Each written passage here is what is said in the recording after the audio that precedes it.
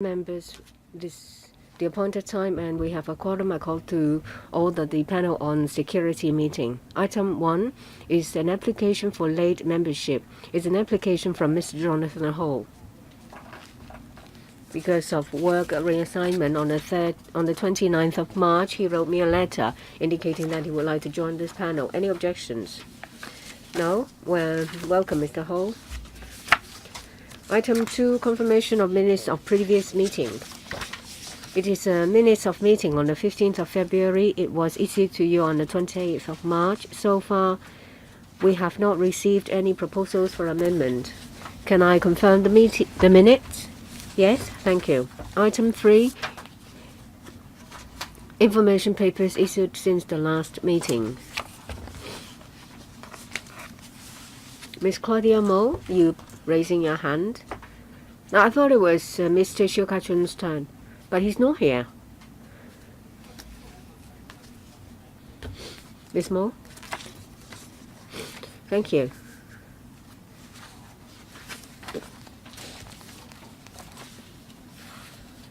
I understand that well, over many years, it's an open secret that there are some Communist Party members coming to Hong Kong on the strength of the one-way permit. Chairperson, you said that there is no evidence and no witnesses, so it is difficult for the administration to reply to rumors. But as I said, this is an open secret for many years. A lot of people who are in the know have told me a lot of things. They said that they would change their names when they come to Hong Kong, and they have to sever all relationships with from mainland China. Well, I understand that you may not want to call an urgent meeting or a special meeting, but could you at least ask the administration to give us a written reply so that we know what they're saying? As you know that Ms. Mo sent me a letter in relation to what an ex-legislator said regarding Communist Party members with special assignments coming to Hong Kong for infiltration on the strength of one-way permits. This point is not substantiated, so I'm not going to call a meeting to discuss this. Just now, Ms. Mo, you asked the administration to give a reply. I won't turn you down. I will forward your letter to relevant government departments. Mr. SHIU, I would like to thank the research division of the LegCo. They would conduct research for the members released. I got lucky to get a slot. I asked for a study to monitor the operation of prisons. The report has been completed. I have a copy. The other copy is in the library. It's a complete report, and it's quite interesting. So I wonder if this will be an item for discussion on the agenda, so we can talk about the improvements of prisons. It's not just about smart prison, it's about other areas as well. Mr. SHIU, the letter and the report you gave me have been received. I've also received from the 4 unions of CSD, Correctional Services Department. I have given all members the same. I will forward your letter and the report to the administration. We will see what they say. The reply from the 4 union covers less than the scope of the report. I asked the clerk to follow up. Item for date of next meeting and items for discussion. Please refer to the list of outstanding items for discussion and the list of follow-up actions. The administration proposes 2 items in the next regular meeting that will take place on the 7th of May at 2:30 in the afternoon. They are review of administration's response to typhoons and specialized crowd management vehicles. Previously, Mr. Alvin Yeung has moved a motion about its 2018 emergency situation bill. If you don't mind, I will group this motion together with the item on the review so that we can have a consolidated discussion. The issues are rather complicated. That's why we only have 2 items for discussion in the next meeting. Mr. Young, before the next meeting, I will submit to the Secretariat and give the same to members the most updated version after they've been looked at by the Legal Services Division here. There is one thing. Well, on the 5th of March, we have talked about an outstanding amount of $1.16 billion. I've asked the Secretariat to prepare an information paper for your reference. It's already been given to members, so I'd like to ask you, how would you like to follow this up? Mr. Kenneth Leung. I am the Deputy Chair of the Public Accounts Committee. I think it's a substantial sum, and we've been chasing them for a very long time. The administration has not done anything to chase the outstanding amount from the High Commissioner for Refugees of the UN. So what are we going to do? Are we going to write it off? Are we trying to recover part of it, or what? The PAC is very frustrated. So I ask you to make arrangements for relevant officials to come here to answer our questions. You may need to ask the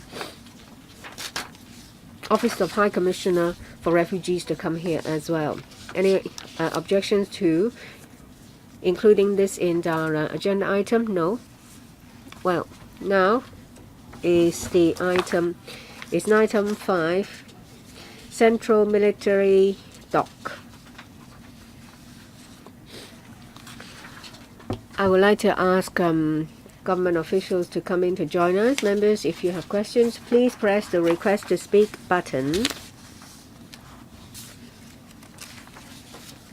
In relation to this item for discussion, Mr. Eddie G has given us a motion without notice. I think it is relevant, so I would approve the tabling of this motion. You will be given a copy. We have with us Mr. John Lee, Secretary for Security, Ms. Mimi Lee, Deputy Secretary, Mr. Parson Lam, Principal Assistant Secretary, Ms. Assistant Secretary for Security, Ms. Trinky Chan, and Assistant Director, Port Control of Marine Department, Mr. Lai Chi Tong. There are quite a number of items on our agenda, so I will only give you 3 minutes.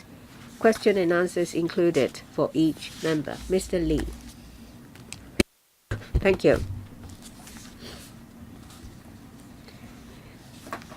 The paper sent to members set out the background for establishing the Central Military Work and the way forward. I would like to go over a number of salient points. First, in relation to the Central Military Dock, it was set out in the exchange of notes in 1994. It set out future arrangements for facilities to be reprovisioned. Well, the reclamation work over a number of years has almost been completed. 6 years ago, the CE in Council, on the 1st of February this year, has amended the Central District Outline Zoning Plan. The dock area was formerly rezoned as other specified uses annotated military use 1 on the statutory plan. We hope that the legislative exercise will be completed as soon as possible so that the area will be used for self-defense purpose. 2. This is a military facility to be reprovisioned. After the reunification, the area will be managed and used by the Hong Kong garrison. most of the time the area will be used for self-defense purpose, or whether the gates are open or whether there are vessels being berthed, the dock will still be a military site. I believe that members of the public will respect the use and management arrangements by the Hong Kong garrison. Third, to protect the equipment, the facilities of military facilities is a very serious matter. The Garrison Law Article 10 specifically points out that the Hong Kong SAR government will have to make sure that the rights are properly exercised by the Hong Kong garrison. So we have the duty to legislate for the dock area to ensure the safe operation of the dock. There are 4 one-story buildings in the land area. They will be designated as closed place, and the entire dock area will be designated protected area. This is to protect the defense functions of the dock. And there will also be restricted areas in relation to sea areas to protect safety of civil vessels and military vessels. It has also taken into account marine operation. The legislative proposal is more or less the same as the other 18 military sites. We plan to submit the legislative proposal to the legislature within this year. When the preparation work is done, it will be handed over to the Hong Kong garrison. For 22 years, the Hong Kong garrison has been performing their duties in accordance with the law. We will continue to uphold their right to perform their duties as enshrined. 3 minutes question and answers included. Mr. Ronick Chan. Thank you. Before the reunification, the British Army have military facilities along the waterfront. However, because of the Central and Wan Chai reclamation, the central military dock is not reprovisioned immediately. I also see that actually the area used by the Hong Kong garrison is a lot less than that before the reunification. I would like to get more information. And it also says that there are 4 military sites that the CE can provide rights for authorized guards to be posted. So in relation to this central military dock, are they going to be outsourced to security company? Are they going to be staff members of the Hong Kong garrison? Or are they going to be someone from discipline services? If it is going to be made open to the public, that's no problem. But if they have other uses, how do they warn the public that it has a specified use? Thank you for the questions. Let me see if I can answer them. So in our paper, we have explained that there were 14 sites. 14 2A, the British government handed over to the garrison for defense purposes, and there were also 25 military sites handed over by the UK government to the Hong Kong government. And in 2C, there were 5 military sites that had to be reprovisioned. We also had to build fixed facilities for the garrison. So if you look at it, the figures, there were 14 military sites handed over by the UK government, and 25 military sites were handed to the Hong Kong government for disposal, and there were 5 sites that were reprovisioned, and the military dock is the one being reprovisioned. So that is the numerical figure. Just now you mentioned, how do we deploy the authorized guards? The authorized guards, we hope, First of all, it could be manned by the garrison or a security commissioned by the garrison, or even the police can also deploy, can select police, and that is our that would be our intention. Well, other colleagues will be following up next. Miss Claudia MO. We need to legislate, and it gives rise to a lot of concern. So the paper states very clearly that the central military dock makes up 3% of the central area. Do you agree that, first of all, this is handing over land, and it is also a replica of the co-location arrangement? So you said the garrison law will be implemented, that is the mainland law. So if there are children or a pet that strays into the area, then they could be arrested. So how will that be handled? Thank you, Chairman. Now, Ms. Mo is incorrect. The central military dock is in 1994, the two governments, in the exchange of notes, they had reached an agreement, and it stated clearly in the paper, in the exchange of notes, it mentioned that in 5 military sites, because of different sites being affected. Chairman, I can read that in the paper, and that is not my question proper. My proper question was, if you are extending the previous existing laws, then you don't need to legislate a new piece of law.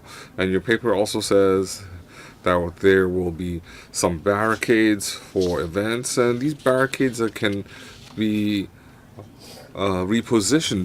So a person could be arrested if they stray into the area. So please focus on your answer. Well, I think Ms. Mo has misunderstood the question. When the central military dock is a military site, the legislation we're proposing is how to safeguard this area. So, as we mentioned just now, it will become a protected area, because according to the garrison law, the garrison land is managed by the garrison, and that is also part of a very clearly defined set of defense work. And in the garrison law, it also says that, well, then that is a replica of co-location, and you are handing over the land. That is a wrong interpretation and is not in line with facts. In our garrison law, we have to align with the defense and military needs. Mr. Yu Xing, I want to ask the Secretary, after the handover, if we don't have military vessels, and can the public make an application to use the area? We know that the naval defense is developing very quickly. In the future, I think we will have a lot of new Navy vessels who would like to use this location. So will the public be notified, or will tourists be made aware when the vessels will berth? And let's say the military aficionados would like to understand more about the Chinese Navy. So if there are vessels berth, will the government also assist in arranging visits? Thank you for the question. We need to identify the facts. First of all, the dock is a military facility, and it's also the garrison land is also military land. So whether it is open or not, it is used for defense purposes, and the garrison agree that when there's no need to segregate, they can open the gates and allow the public to use the area. So in defense use, under specified conditions, the garrison have understood public's expectations, and they agree using activity barricades. They can segregate, and if it's not necessary, they can make different arrangements. So when will the gates be opened for public use? And what will be the actual arrangements? It will depend on the actual events, and as long as defense work is not interfered with. And just now Mr. Yu mentioned, of course, the garrison, when defense work allows, they also understand the public expectations. So these views will be referred back to the garrison, and when they make a consideration, they understand that different members of the public would like to understand the garrison's work, and of course we will make these requests known, and the garrison will make a decision. Is there anybody who has not pressed the speech button? I'll draw the line here. I have 19 speakers, and Mr. Ma from Go. Mr. Ma from Go. As a matter of fact, the military's raison d'etre is to defend the country. So in any location, the public have a responsibility to support the army so that they can execute their duties. And the Tamar site has always been a military site, and because of our development needs, we also have the support and agreement of the garrison. And when it's not in use, they can make it available for public use, and it's very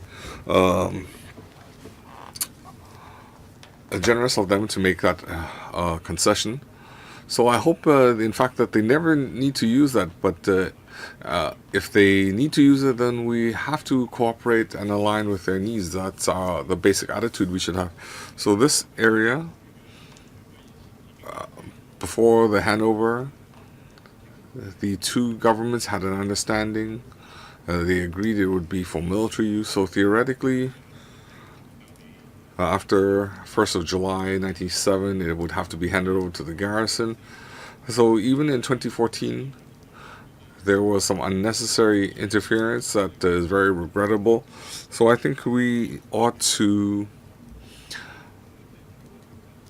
live up to the arrangement so the garrison can be in control of the area legally.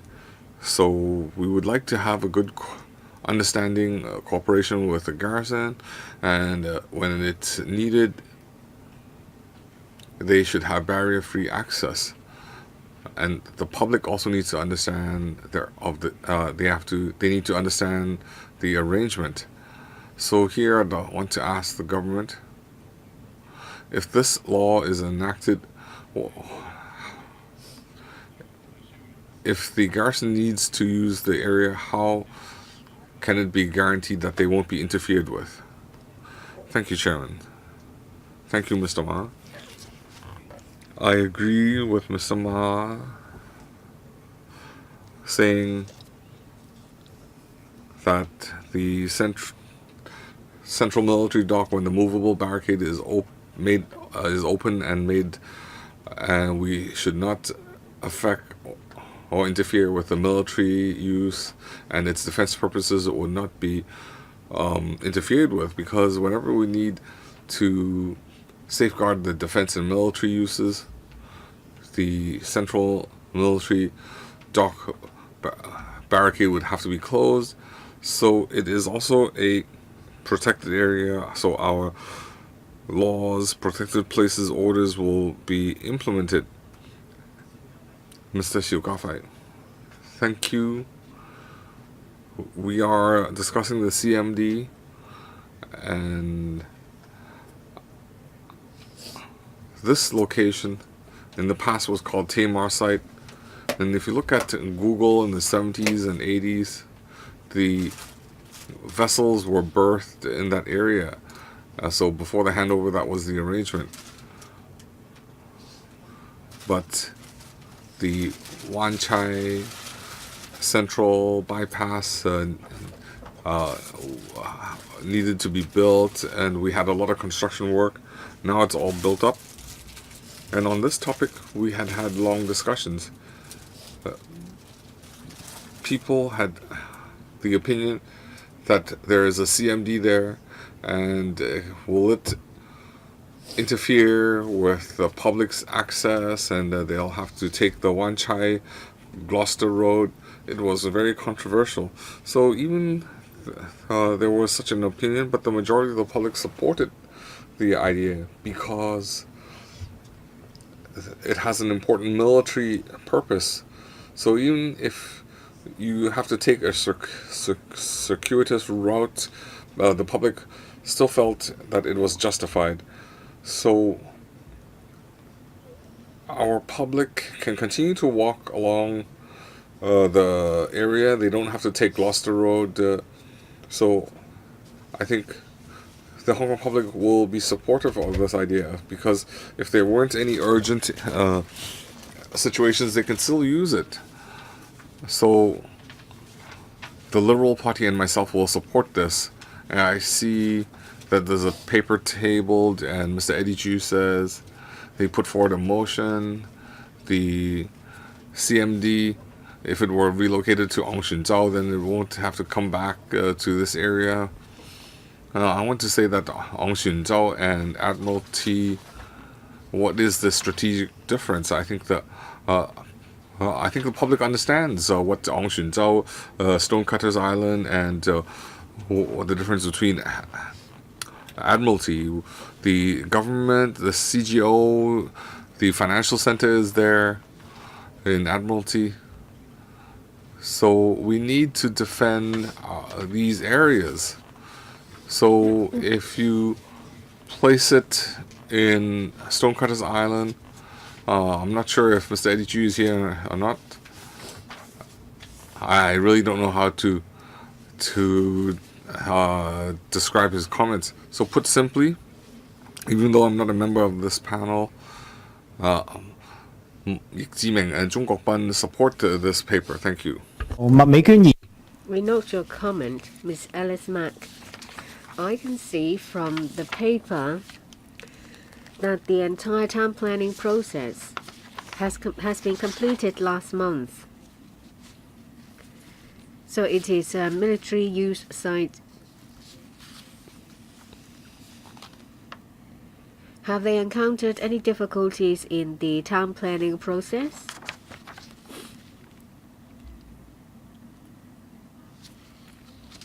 I also see from the paper that there will be some gates that are movable.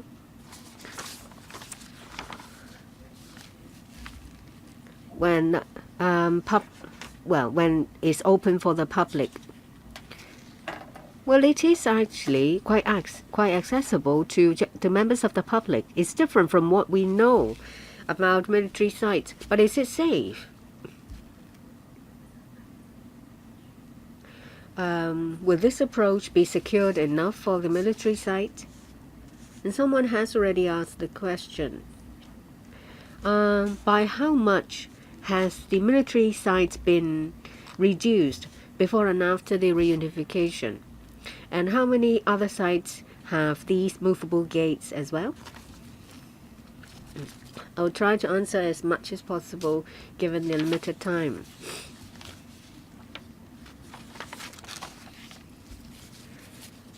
This is a legislative exercise about the central military site to afford it proper protection.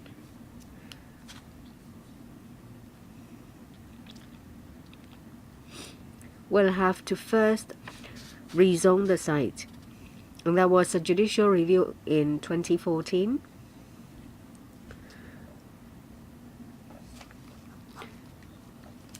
The case ended on the 30th of November 2018.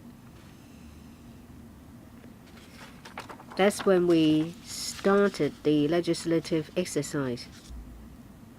It's taken that many years because between 2014 and November 2018 there were some judicial review cases in place. The second question about safety. Ms. Mack is right. In general, military sites are not open to the public. However, the Hong Kong garrison has taken into consideration the aspirations of the public. They've decided to make use of movable gates of about 130 meters. They can be moved and open the site for members to have access. And they can also make arrangements should there be any need to use the site for defense purpose. Mr. Poon Siu Ping. I know that the administration plans to introduce the bill within this legislative year to hand over the site to the garrison. The Secretary explained why it's taken so long, because they have to wait till all judicial review cases are done. And I see that in relation to land area and sea area, members have expressed their views about public access.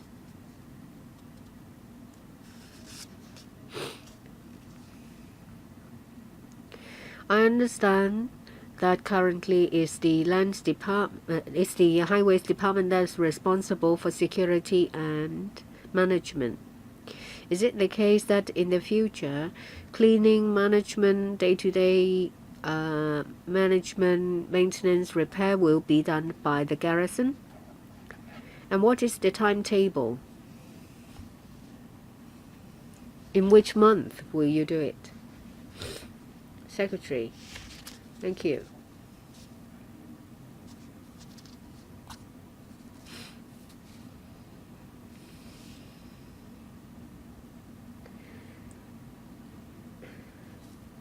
After the legislative exercise, we have to designate protected area and restricted area.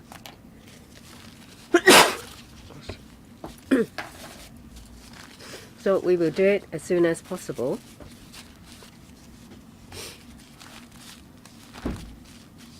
We think that it will take a month or two. We'll do it as soon as possible.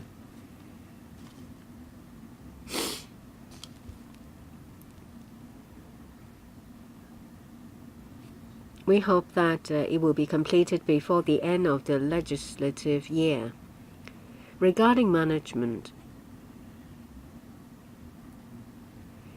when the Central Dock area is handed over to the garrison as a military site for defense purpose,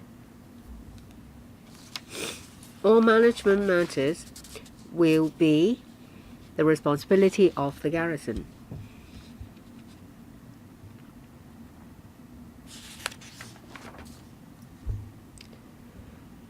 There may be some buildings or some areas that is constructed by the Hong Kong SAR.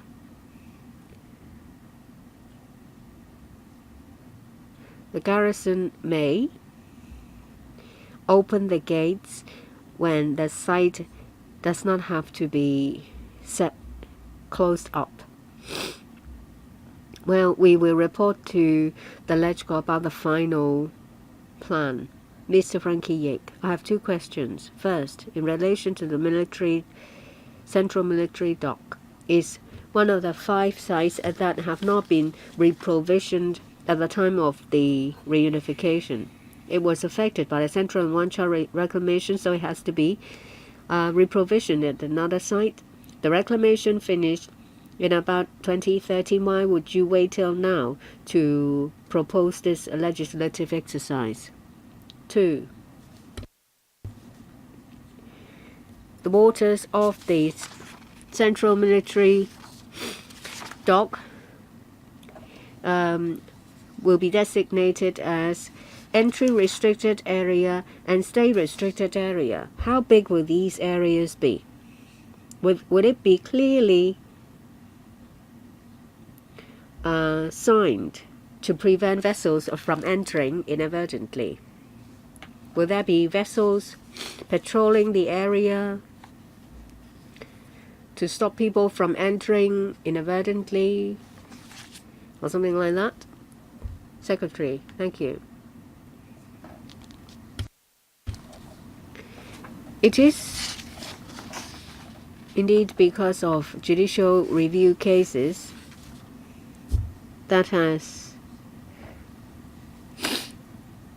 delayed our proposal.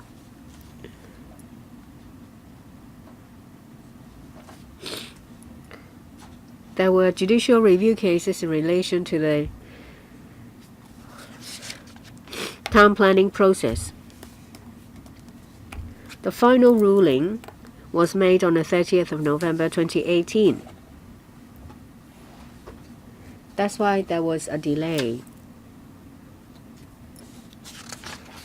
About the restricted areas in the sea area and the size, we will discuss with the garrison. They will take into account the need for defense purpose. They will have to take into account the needs of protection of vessels and the use of piers 9 and 10, as well as safety of fairways. We will carefully work it out with the garrison. There may be buoys to indicate the restricted areas. There will also be charts issued. The information will also be uploaded onto the internet. Mr. Alvin Young. I'm more interested in what is said in paragraph 5. I would like to get some more clarification from the Secretary. Well, the gates on the other 3 sides of the dock that can be open for members of the public to walk through. What is the definition of when there is no need for the dock to be segregated? How many hours per day, for how long, and what time?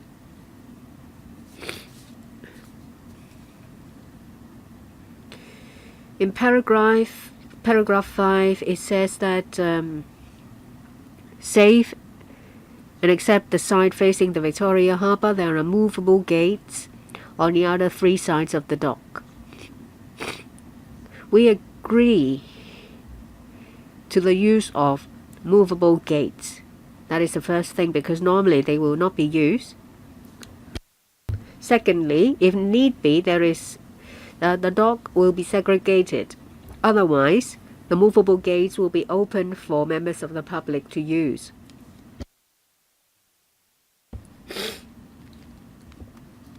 Of course, that is when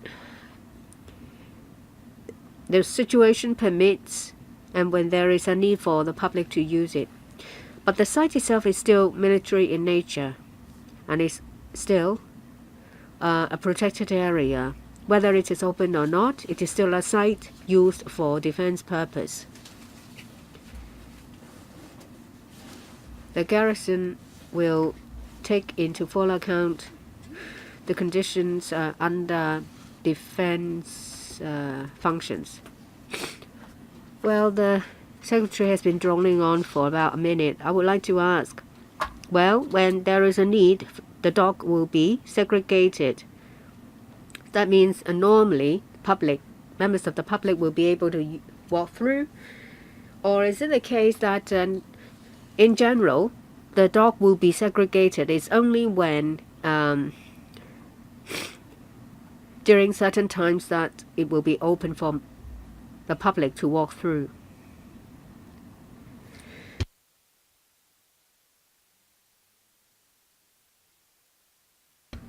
So when it comes to the defense purpose, well, I'm not asking about the nature. So I just want to ask in general, can the public walk through it, or they can only do so at designated times?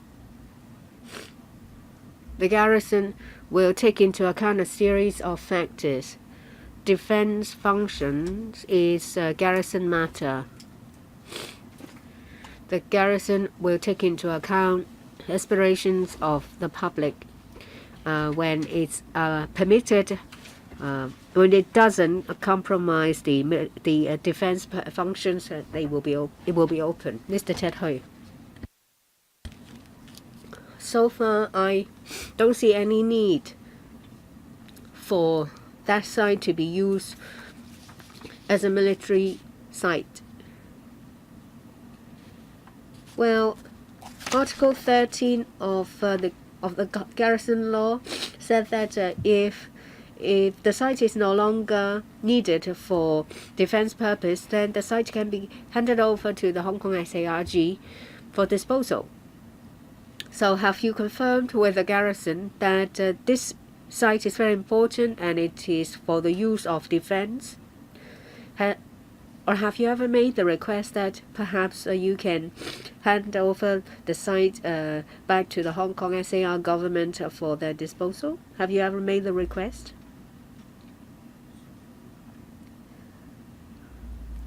I'm sure that military personnel are most familiar with defense functions, not us. The garrison law has provided for defense duty, defense functions. No, it's a digression. Mr. Hui, please do not interrupt the secretary. I have limited time. Answer my question. Have you ever made a request to get the site back? Mr. Hui's question is very clear.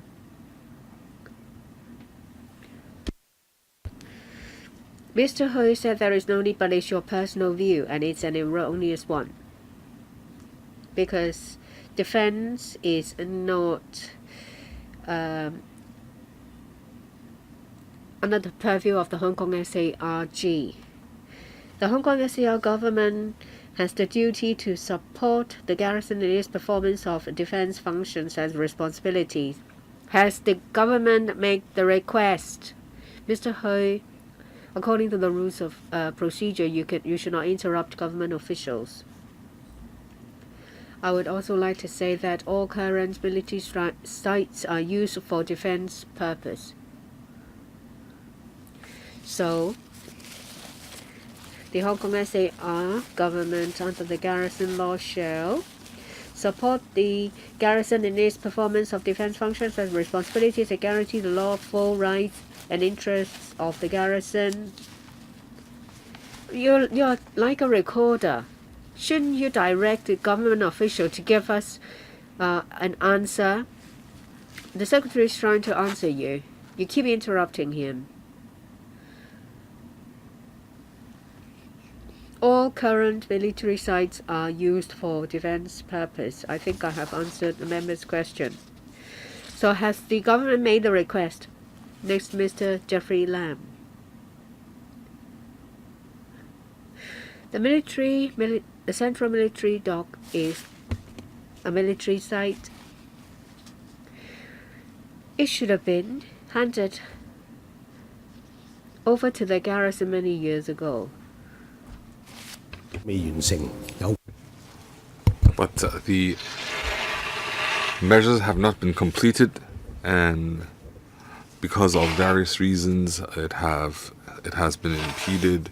That's why the procedures have not been completed. So I think the government has a responsibility to complete the procedures as soon as possible. So that is a historical issue, and the work needs to be completed. Now, actually, military and foreign affairs are to be dealt with by the central government. It's not the responsibility of the SAR government. Now, regarding land use, the PLA will handle military issues. Foreign affairs will be dealt with by the Ministry of Foreign Affairs. Now, of course, a lot of people are saying the land should be used for this and that. Some people might even call for the land to be developed. Now, I want to ask the government if the PLA is willing to make it available for public use, then the security and other issues, will it be handled by the SAR government or handled by the garrison? Thank you, Mr. Lam. When the garrison, when defense arrangements are allowable and open the barricade, the gate for public use, then it is still a protected place. A protected place has legally authorized guards to safeguard the protected place property and can also take action against people who have not been authorized to enter the premises. So we have some legally authorized guards. They can be the garrison or security personnel commissioned by the garrison or policemen appointed by the police force. Ms. Yong Hoyan, I support the legislative work, and I note that the background of the CMD, the Central Military Dock, is under Type C, one of the 5 military sites affected before 1st of July 97. So the SAR government has to set aside a 150-meter long borderline after the reclamation, but I note that it is less than 150 meters now. It is less than 150 meters. So what are the future arrangements? Is it because of the 4 buildings and it's been shortened? So a lot of colleagues are also concerned about the design. So we talked about type ABC military sites.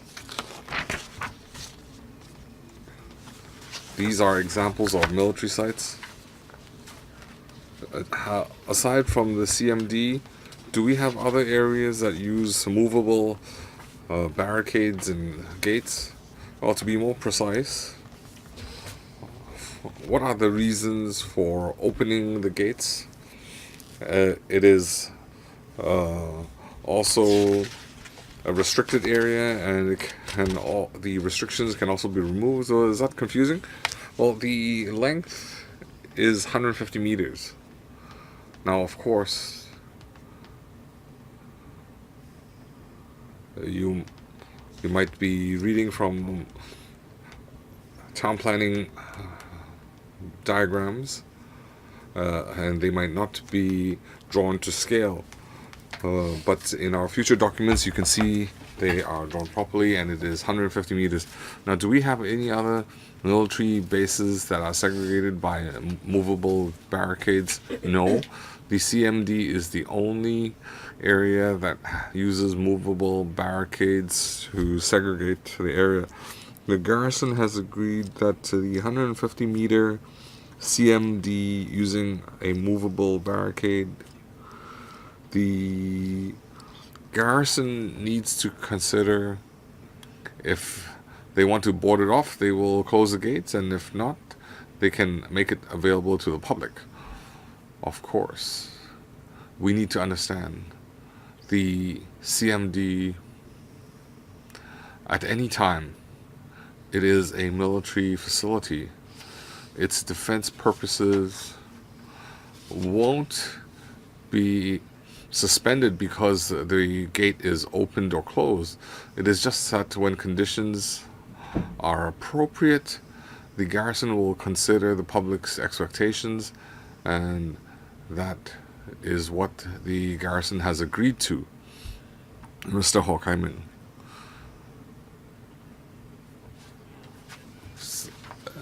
Some colleagues might not place peace and order at high priority. So some people have not seen war. How can we decide whether we need military or defense facilities? But this should be a high priority in the Hong Kong public's mind, especially if you look at Mr. Eddie Chu's motion. He said that this is a replica of co-location and it's detracting from our land use. Well, the public have not been deprived. During peacetime, it is available. And I think even in a time of war, I don't think there will be anybody who would want to enjoy the sea view. I don't think anybody would want to see war at a front row seat. So I think it is ridiculous to say that land use has been deprived. And using Stonecutters Island as an example, well, of course I don't know how valuable it is strategically, but having a headquarters for military vessels,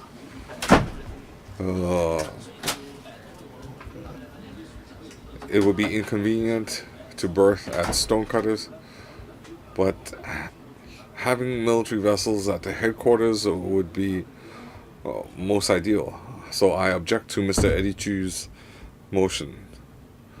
Thank you, Chairman. Thank you, Mr. Ho. I do agree that we don't have a military background. We have not been trained. We have not taken part in war. What if you watch movies or if you read WW2 history, a military attack could happen all of a sudden, and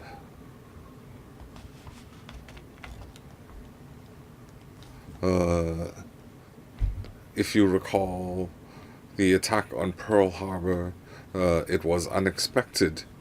So we need to take these serious matters and have it handled by the professionals. So the garrison have strict discipline, and they are perfectly capable of handling this issue.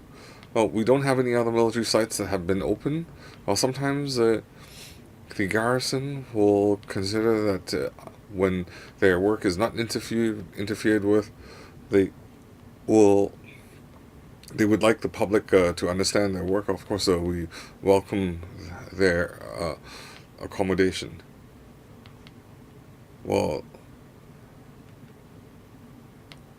having a garrison in Hong Kong is an exercise of sovereignty, so I support the Hong Kong garrison exercising their right to use and maintain the CMD. Now, of course, the garrison had said they would make the CMD unrestricted areas open to the public. So I do have a question. In paragraph 11, it says that the SARG is looking at the military needs and is proposing some legislative proposals. And in paragraph 11, we have some protected areas. We have authorized guards We can also have simplified procedures to make the area available to the public. In the future, there will be some flexibility in handling the marine area. We also won't interfere with public cargo terminal 9 and 10. So land, sea, area control has been described in the paper. I want to ask a question about airspace because it mentions land and sea area but not the airspace, because that means that the airspace above the CMD, especially when our civil aviation, if there are problems arising out of this arrangement, I would like to know how it will be handled. Thank you, Mr. Cheung, for the question. In our garrison law, Article 12, there is a clause that says air personnel, aircraft, vessels, vehicles, if they do not have authorization from the commander, they cannot enter the military restricted areas, and they have the right to seize and to desist the people from engaging in such activities. So according to the garrison law, they have the right to exercise legal actions to restrict illegal entry and ensure and safeguard their relevant facilities and property. Now, of course, Hong Kong also has legislation to deal with drones, so we will apply the relevant laws. Mr. Christopher Cheung. Thank you, Chairman. First of all, I support the government and its proposals. I would like the government to hand over the area to the PLA. So the opposition, they need to clarify what is being arranged. The military site has a long history even before the handover. So before the reclamation, the PLA very reasonably agreed to a handover of the facilities after all the reclamation work was done. But for some people who don't have a full understanding, they say that the area was not used for so many years, and say the PLA has no need for the area and the land should be returned to the government. Now, that is absolutely wrong. The CMD being handed over back to the garrison is a rightful return to its owner. Now, the military base is to defend the country's interests. There's an ancient saying that soldiers are maintained for 1,000 days only to be used on one morning.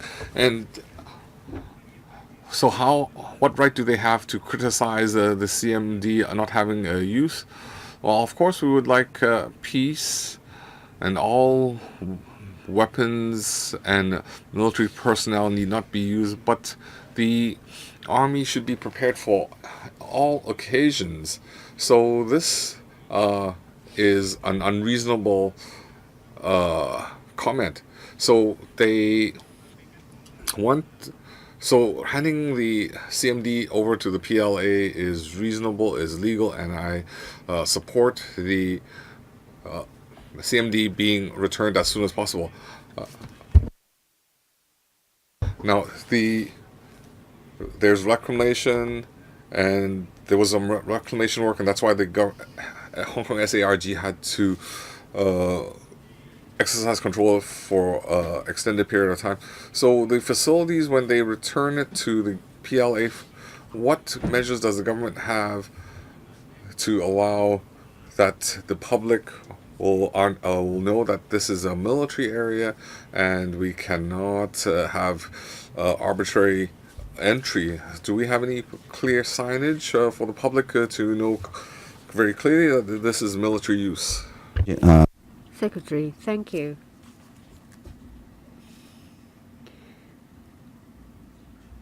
I also thank Mr. CHEUNG for specifically pointing out that under paragraph 2C we have to hand over the site to the garrison. And in relation to letting the public know that it is a military site, I'm sure that clear signage will be put up by the garrison. Mr. Eddie Chu, I think, Carrie Lam has scored another one with the Fugitive Offenders Ordinance and the handing over of the Central Military Dock to the garrison, because the letter couldn't be done by Donald Trump. But listen very carefully, members of the public. We reclaim. We had the reclamation. We now have a new central waterfront. But now you say that the core 150 meters is not for the free use of the public because it is a military site. It is a military dock. So the public will have to listen very carefully. The Secretary and some members said that it has been agreed back in 1994. Well, in 1994, there was the exchange of notes between the government of People's Republic of China and the UK government. Well, the joint Sino-British Declaration has been dubbed an historical document. So how come all of a sudden we have to fulfill the responsibility of another historical document? You said that, well, if need be, sites will have to be made available for the garrison to use for defense purpose. We understand. But you need to tell us that whether there is a need when it comes to the waterfront for another military dock. There is a naval base set up in Stonecutter's Island. So there is already one. Do you think that there is an actual need for us to be engaged in sea battle? I think you're just trying to make it sound good. Don't tell me that a central military dock is going to be used to protect our country. That would be a joke. And now it becomes the other way around. The garrison will have to give authorization for members of the public to access it. And if you upset them in any way, then they can invoke the Protected Places Safety Ordinance and send you to prison for 6 months. So what is in your hidden agenda to put members of the public at risk like this? This is the waterfront for the public. How come that the government cannot continue to manage it and only loan it to the garrison for a day or two when there is a need? Well, let me make a few points clear. What Mr. Ju said is wrong. We have the duty to fulfill our responsibility of the exchange of notes in 1994 between the PRC government and the UK government. Before the reunification, there was the naval base in Central, but now we have to provide a similar equipped facility. It has already been provided in Stonecutter's Island. But what Mr. Eddie said is wrong. You are wrong. You are wrong, John Lee. You once again has sold Hong Kong down the river.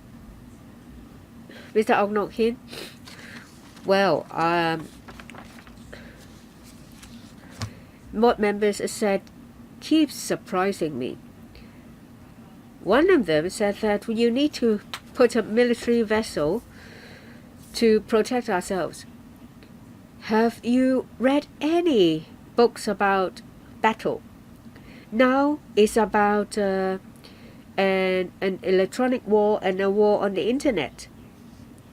You don't have to put a military vessel in the water for a battle. We're talking about 2,700 hectares of military site. What legislators who keep singing about land out tomorrow, why don't they come to say something about this?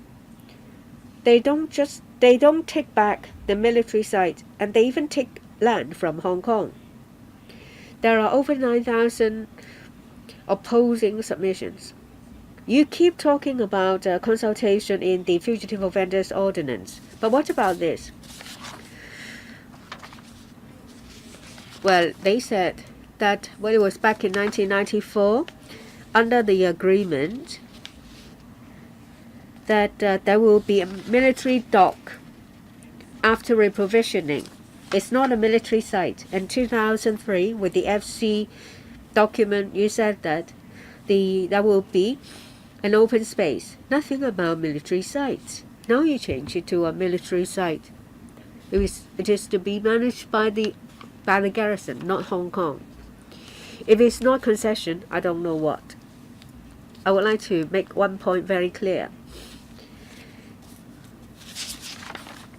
After you have designated it as a protected place, it will be under the purview of the Protected Places Safety Ordinance, which says that if you are questioned by authorized guards, and if you enter without authorization and not leave, you will be imprisoned for 6 months. So you are going to turn the open space at Central to somewhere where one will be thrown to prison for 6 months. Members of the public can't use the waterfront. There is also something about the use. The garrison, do they really have to use that site? If there is just 1 or 2 military sites a year, then you excise this military site just for the use of 1 or 2 military vessels over a year? Have you taken into account usage? What the member said shows the lack of understanding on the part of the member on defense matters. The Central Military Dock is the only site that we have yet to perform our duty. The other 18 sites don't have movable gates to allow the public to have access. Please understand that the garrison has taken into consideration some special request. Mr. Kenneth Lam. What about this? If a Hong Kong police officer is chasing a suspect and the movable gate at that time is open, can the police officer enforce the law within that site to arrest the suspect?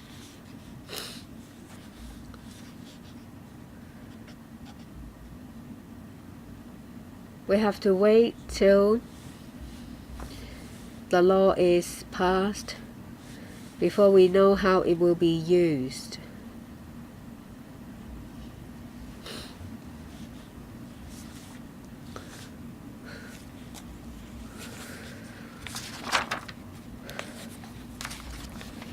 If the gates are open when there is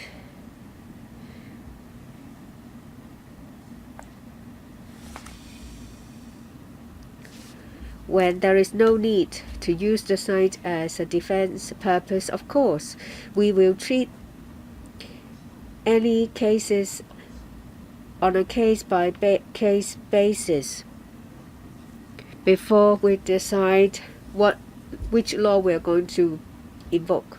It's very simple.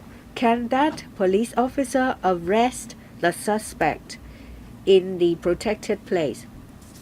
If you tell us you don't know, it's not an acceptable answer.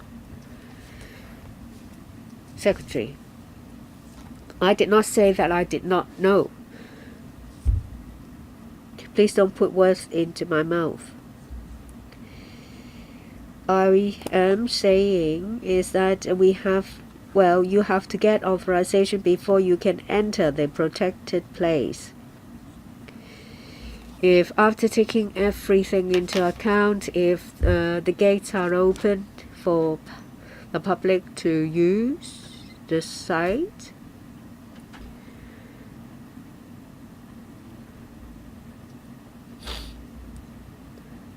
if someone thinks he is not authorized to enter, well, then there are laws to deal with them. And they can also seek assistance from the police. Oh, can the police officer enter? Or is he supposed to stop outside that 150 meters? You have to give clear instructions to your subordinate. It's a very simple question. The police will have the duty to deal with the situation in accordance with the law. If an action is to be taken,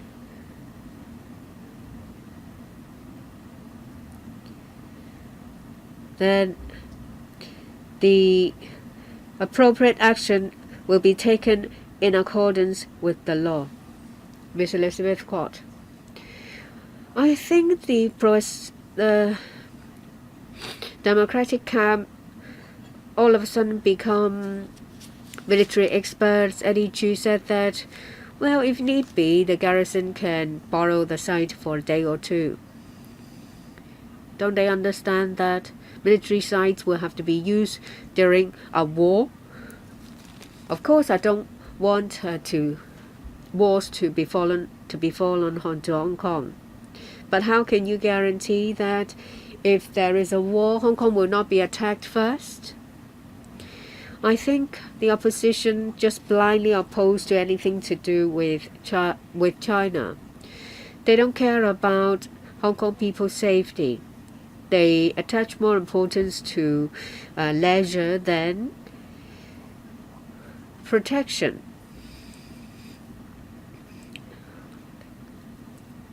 I think that national defense is very important.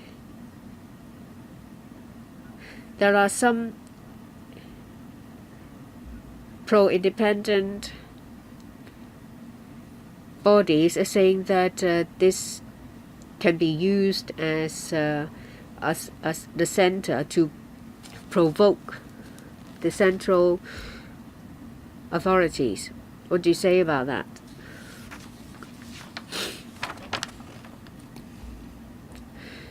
If the garrison, after taking into account defense functions, decide to open the gates for the public to use, we have to understand that we need to respect the garrison, their duties to manage the military site. We need to respect their decision. The opening up of the site will not change the nature of the site. So we hope that the public, when they use the relevant areas, they will comply with Hong Kong laws and also respect other people's rights, because this area ultimately is a protected place. Its nature will not change just because of the barricade being open or closed. So we hope that in light of the spirit, the garrison, when their defense work has been considered, they can allow the area to be used.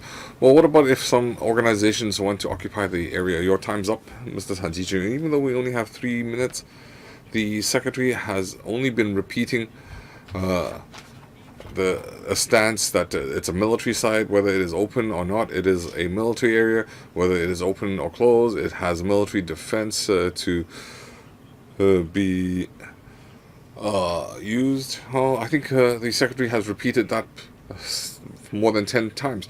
Now, I want to say that if there is a strike, it might not just be the secessionists. So we might have people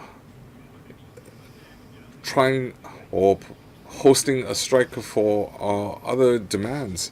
So if the barricade is open, then the public understanding is that it is a public area, and what is allowed under Hong Kong laws can be tolerated in that area. I think that would be the public's general understanding. Now, if the military site barricades are open and they conduct strikes and not secessionist activities,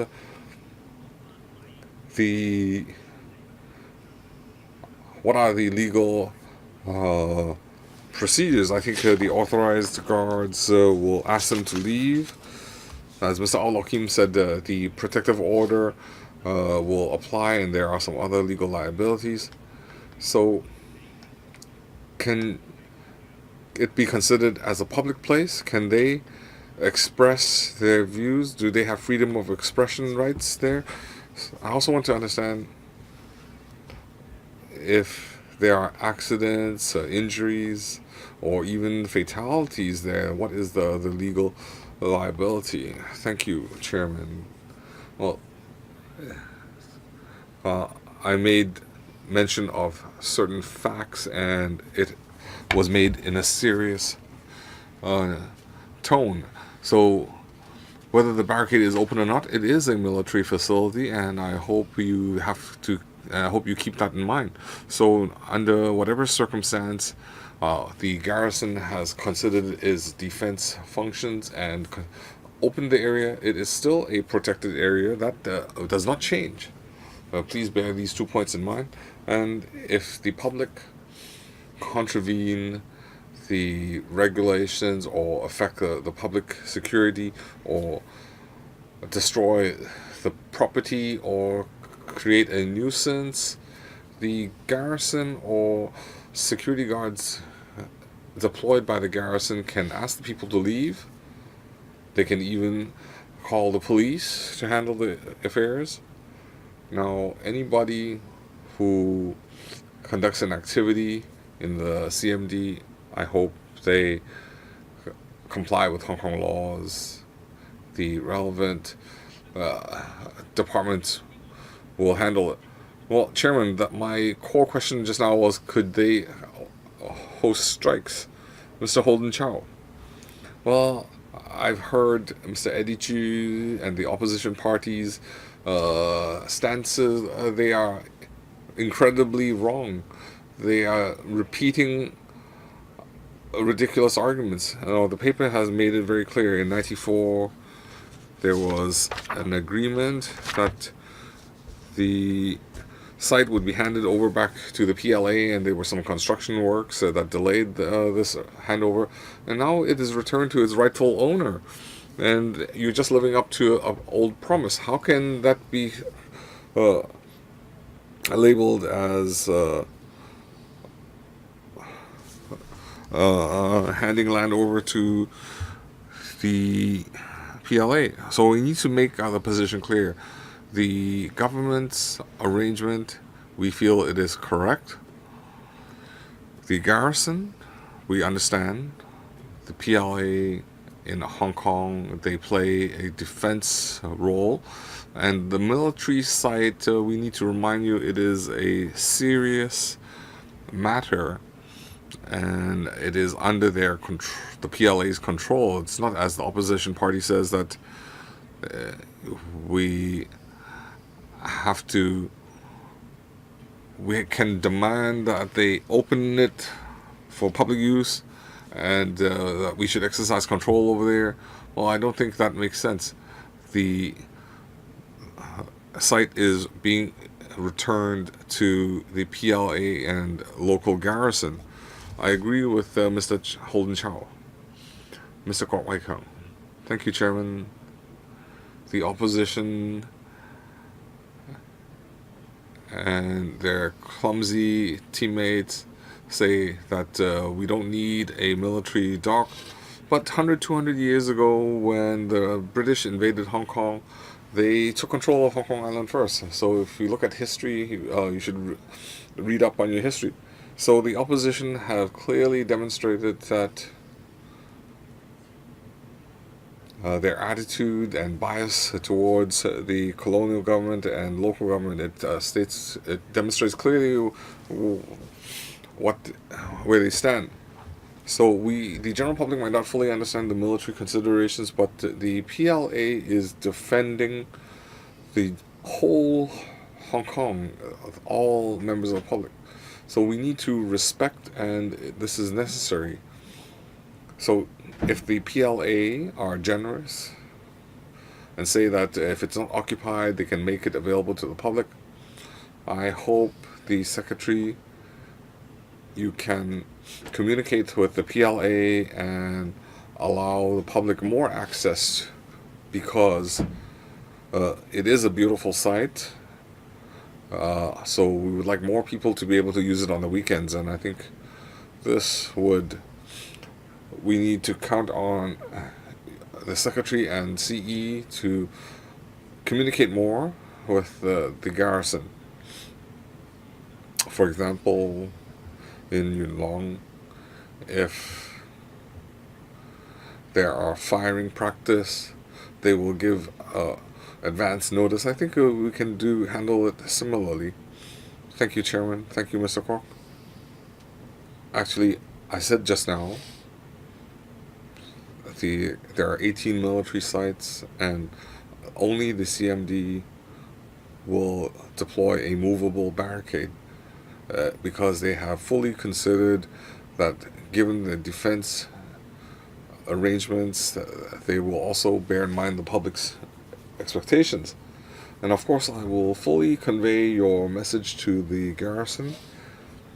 The garrison will make a thorough consideration on, and also consider the public's views.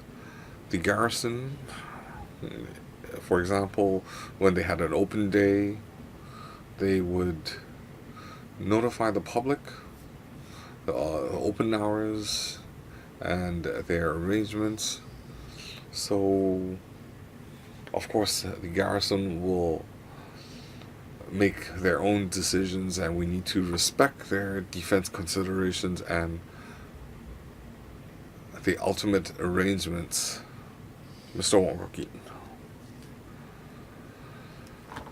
Well, actually, this CMD has always existed in Hong Kong history. It's just that we had reclamation.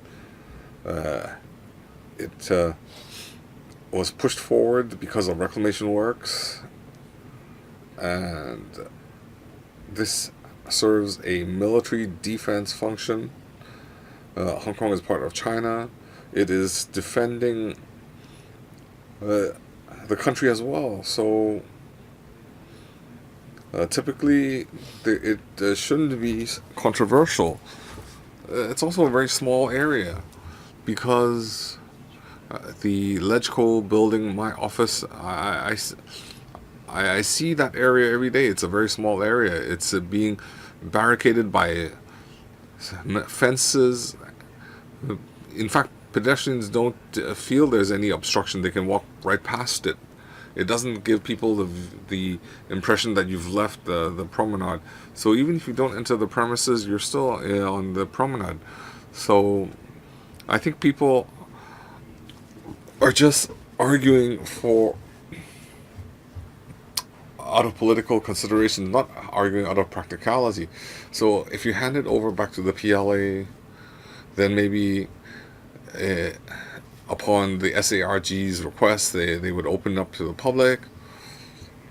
And I'm not afraid that it would give rise to management or political inconvenience, because just now a lot of people mentioned that we might have hostile forces that want to target it, that want to camp, or wish to make a political statement there, or they might commandeer a vessel and display slogans in the area. Well, whether it's open or not, I'm looking at it every day, and I think there's no big difference. In fact, it has no impact on the public's enjoyment of the promenade.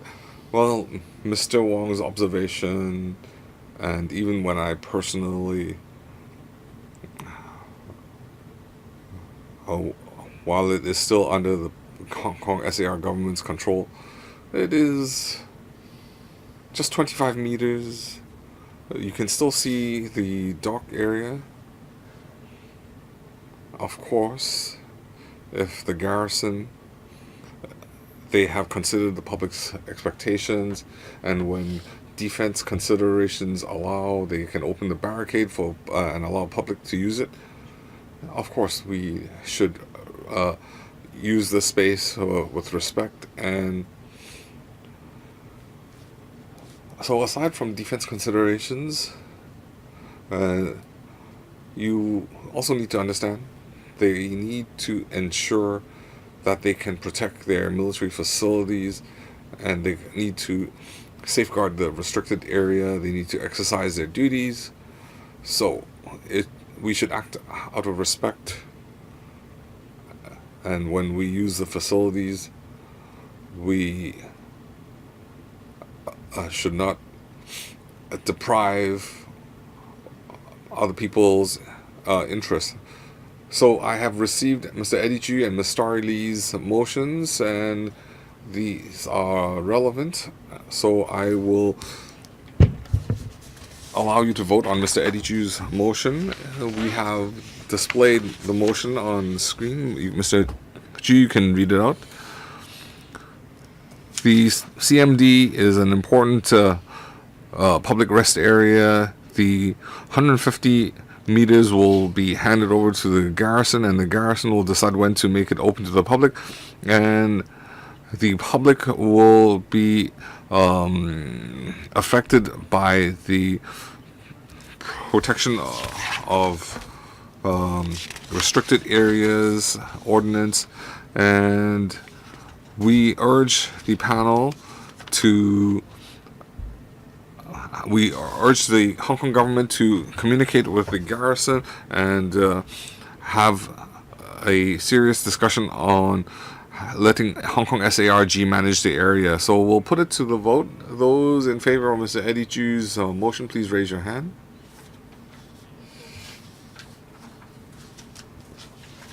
Yes, you can press the button if you wish. So please press your voting machine. You have to press the attend button and then vote. We're now voting on Mr. Eddie Chu's motion. Have you pressed the button? If you've pressed the button, I will close the voting and announce the results. We have 21 in attendance. We have 5 for, 15 against. So I announce that the motion is not carried. And we now have Ms. Starry Lee's motion. Please, Ms. Lee, please read your motion. The central government has stationed the garrison in Hong Kong, and they are exercising the national military functions, and it's also an act of exercise of sovereignty right. So they have the right to manage the area. So when defense affairs are not affected, we would like the public to be able to use a non-restricted area. We urge the government to submit the legislative proposals as soon as possible. Let's put the vote Mr. Lee's motion. Please press the present button and then your vote.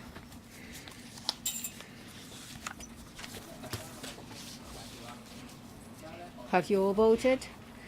Voting is closed. The result will be displayed. 23 present, 16 for, 6 against. I think the motion is passed. Thank you. We have completed this agenda item. Next is development of smart prison by the Correctional Services Department.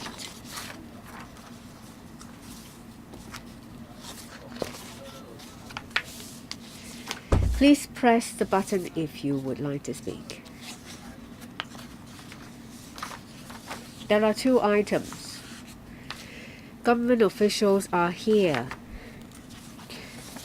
No one uses this conference room after 4:30, so I'd like to finish all our agenda items. Thank you.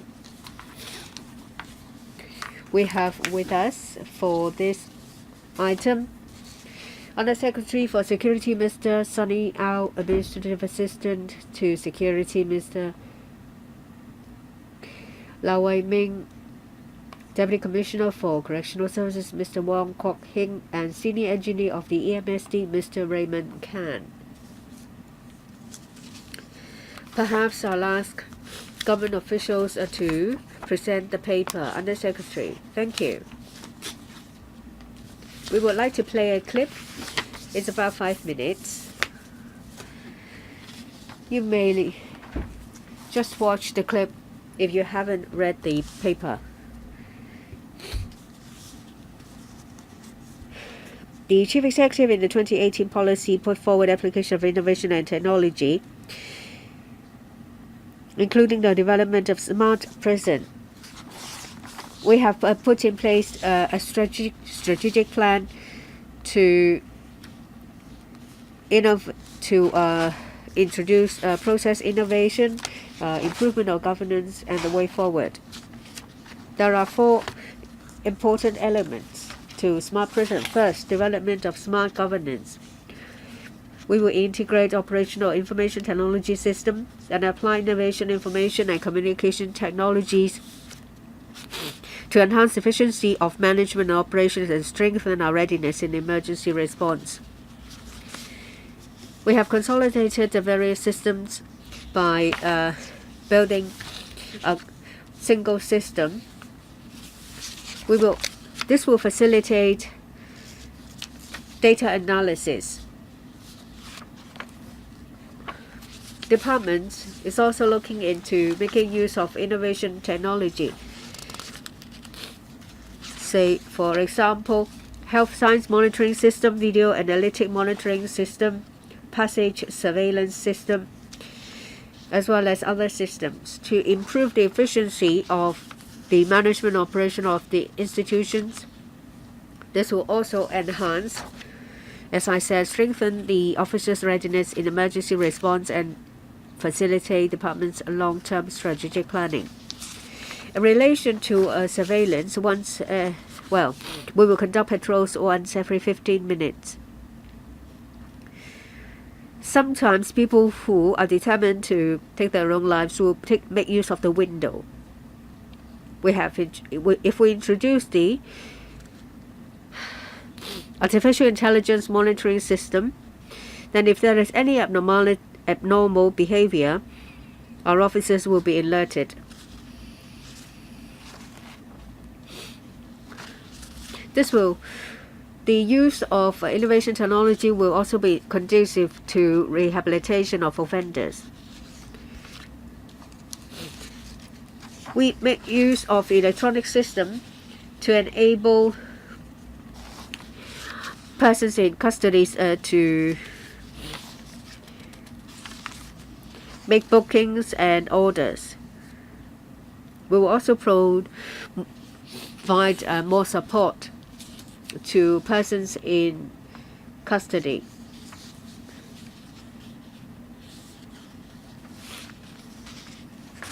Apart from our hardware, there is a second element to smart prison, is the implementation of process innovation. Previously, manual work will be taken over by artificial intelligence. Say, for example, under the improvement of systems,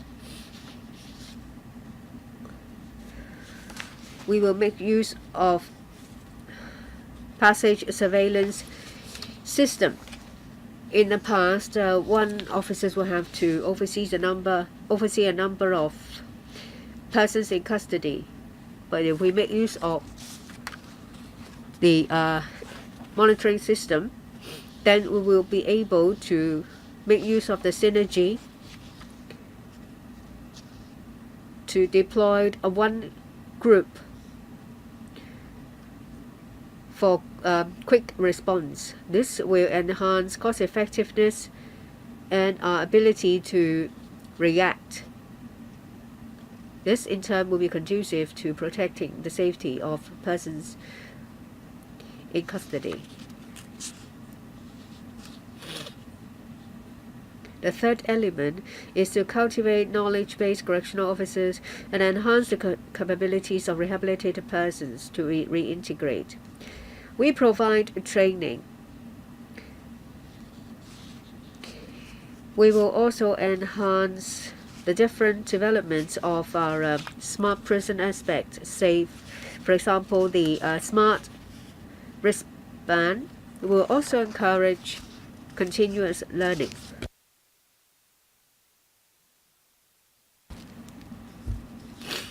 We will enhance our rehabilitation schemes so the persons in custody will be able to better equip themselves before they are released.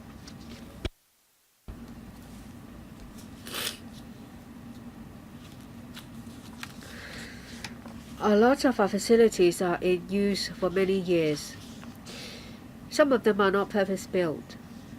The ultimate goal of smart prison is to build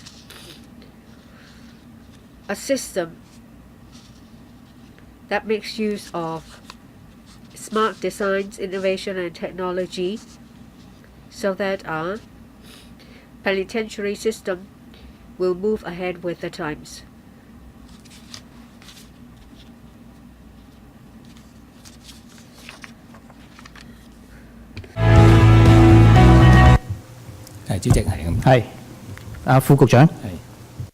Undersecretary.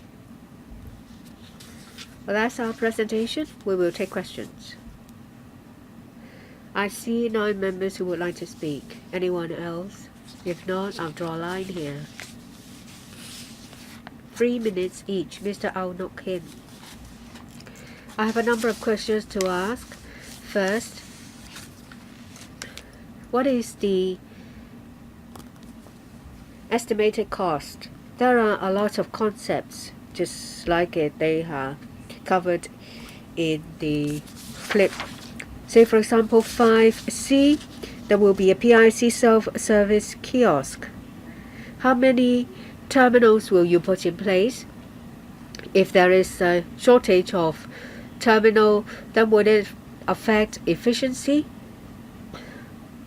I would also like to say that in relation to the self-service kiosk, how do you deal with the transactions? Are they stored in a system? I know that there is something called smart wristband. Is it the case that people can put money into the wristbands? If that is the case, that is similar to what the Singaporean government is doing. You said you're going to use GPS, but there are errors. If you're going to use GPS information, how do you make sure that the information is accurate? What measures will you put in place to prevent interference? Have you assessed the loopholes and find ways to plug them? I know that certain locations will be pixelized to protect privacy.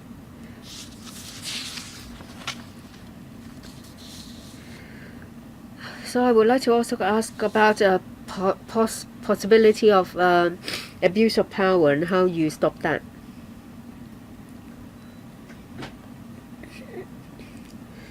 As we've said that there are 3 systems, the estimated cost is 4 million.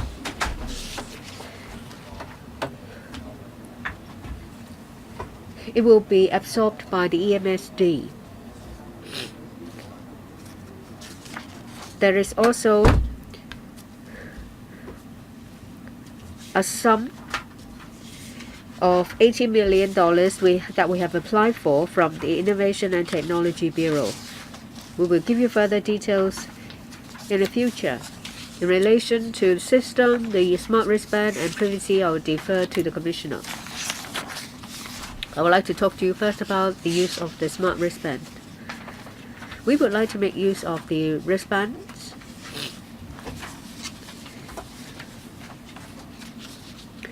so the persons in custody can make small purchases using money stored electronic credits stored in the wristband. By making use of technology,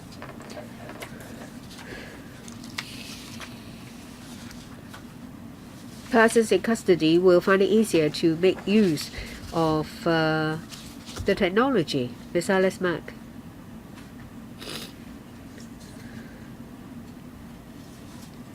CSD staff face a lot of pressure. The prison environment is not an easy environment to work in. You have talked about a lot of smart technologies in the clip. Apart from cost, when can you actually put in place these systems?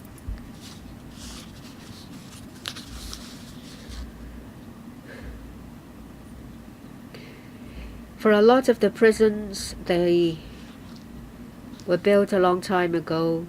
Hardware is quite old. So can you simply install the software, or do you have to retrofit or expand the facilities? Ms. Mark is right. Prisons is not a good working environment, but I thank CSD staff for their dedication. The 4 million, as I said, will be absorbed by the EMSD. We hope that the system will be installed in all prisons. Some prisons are quite old, so it will take some more time.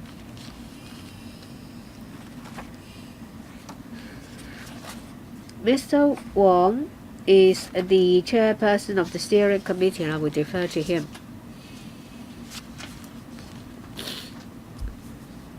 We would thank a number of departments when we were designing the blueprint. We have the work of the EMSD, universities, the ASD, some startups, as well as the OCGIO.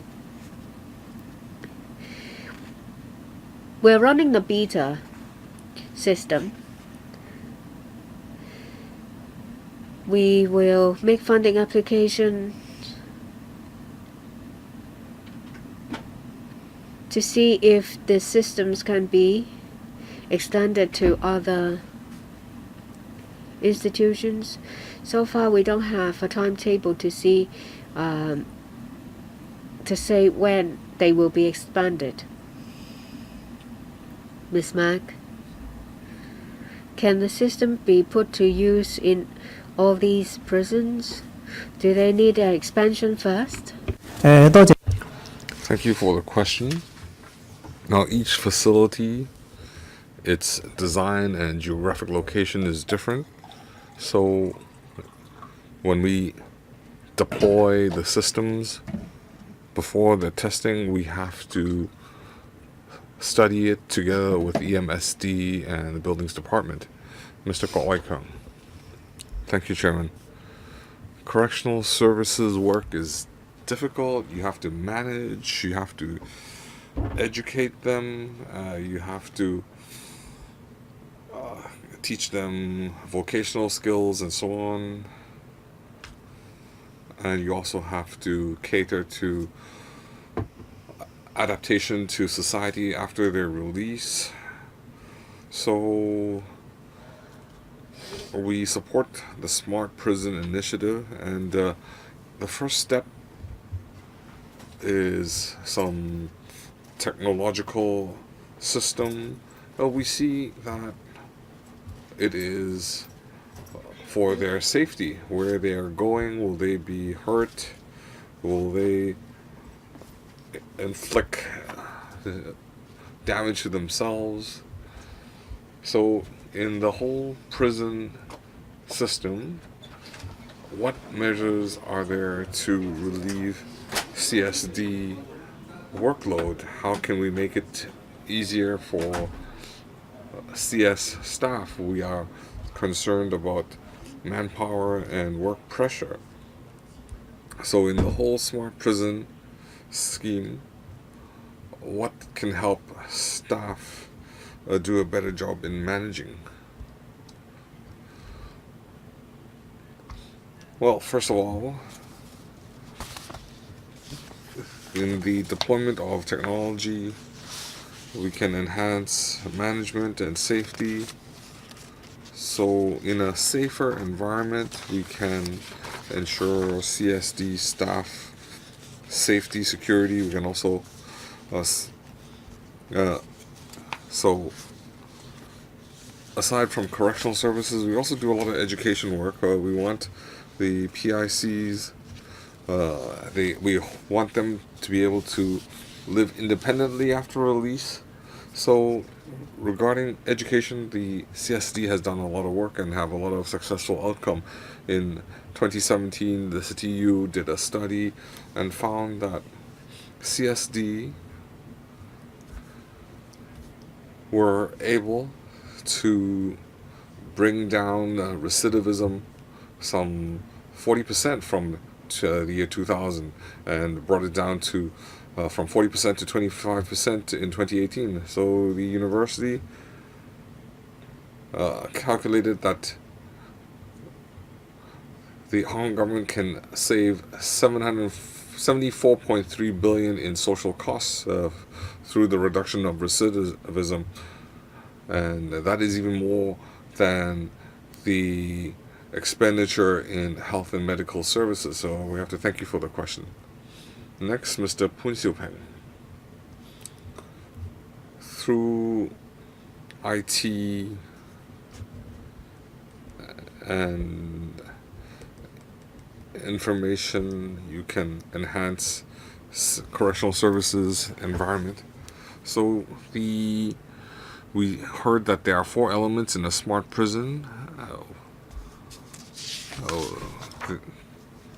The implementation of process innovation. They will investigate the work measures, and I want to understand in the process, have you designed some work procedures as the video described? Do you have small group management, or do you have even more specific examples? The video also mentioned when PICs integrate into society.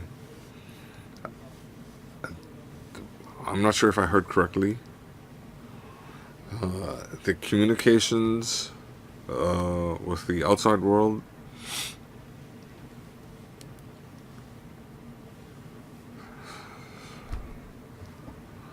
the PIC's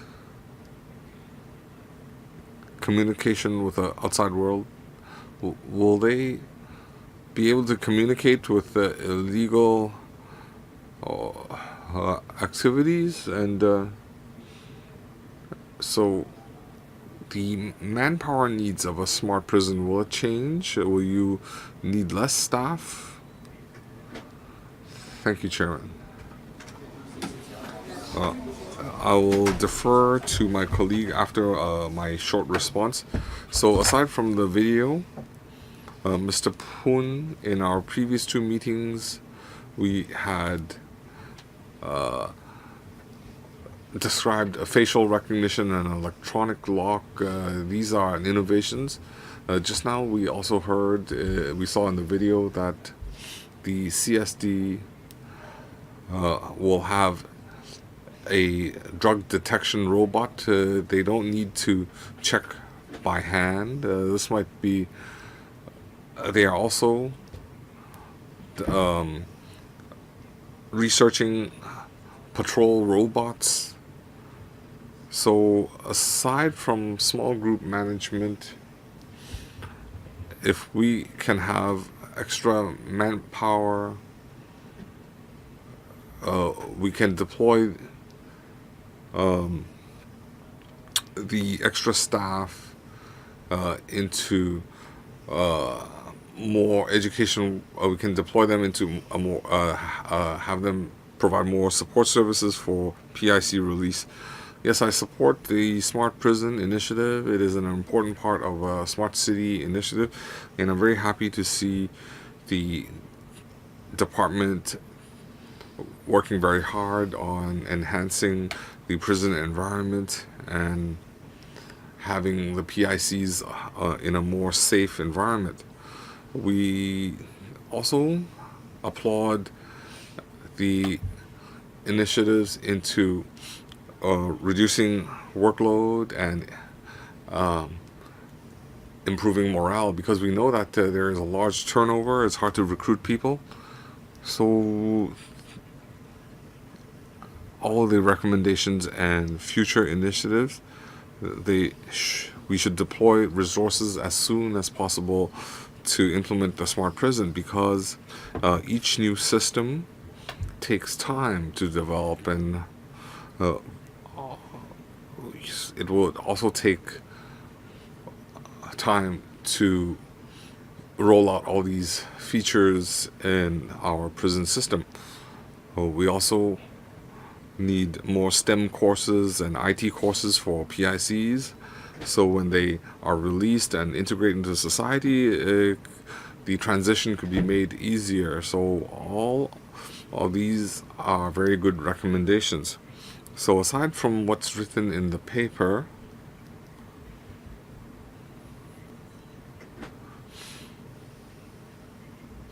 the CSD, do you have projects under study to increase morale, to also relieve them of their workload?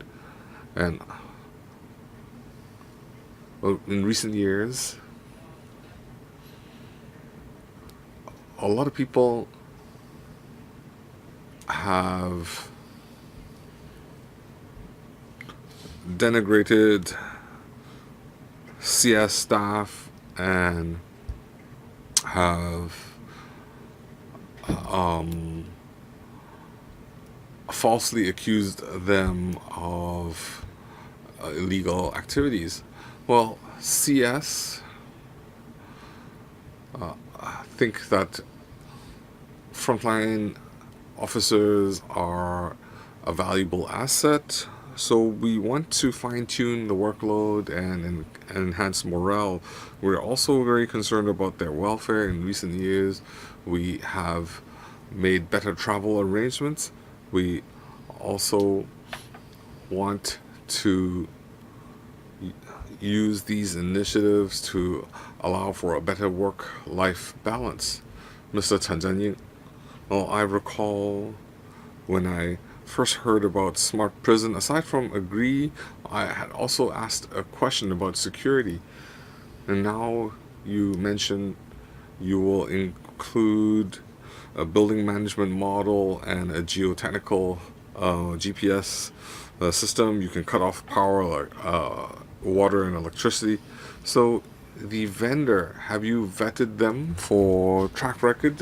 Have they been hacked in other countries? Because if the system is hacked, the inmates might jailbreak. So we want to see the PICs reintegrate into society. Now, just now, we saw some training in robotics.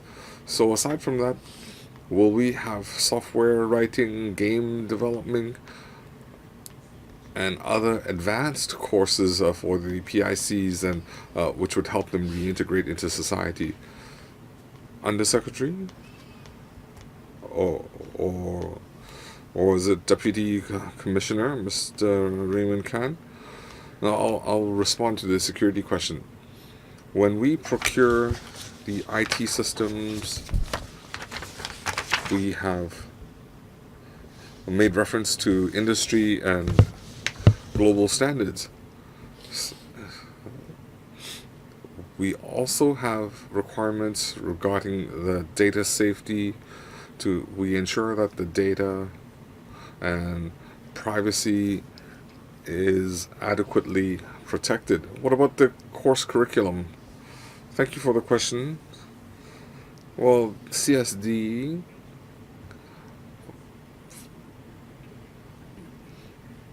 places a lot of importance on vocational training, education. We've spent a lot of resources on this. Legislators have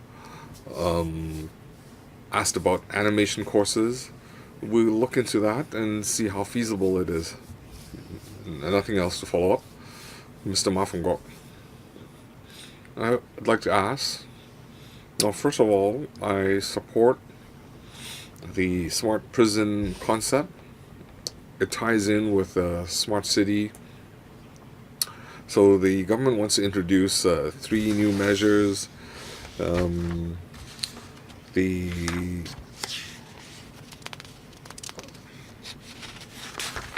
Such as health signs monitoring, video analytic monitoring, and passage surveillance. So this must have been deployed overseas. As what outcomes are we aware of? And there must be some pilot program. What are the outcomes of these programs? When the government implements this scheme, they have not done quantitative study. How much manpower can you relieve and so on? Well, I think you need some indicators. You need some feasibility studies. How much manpower can you save, and where can you deploy this extra manpower?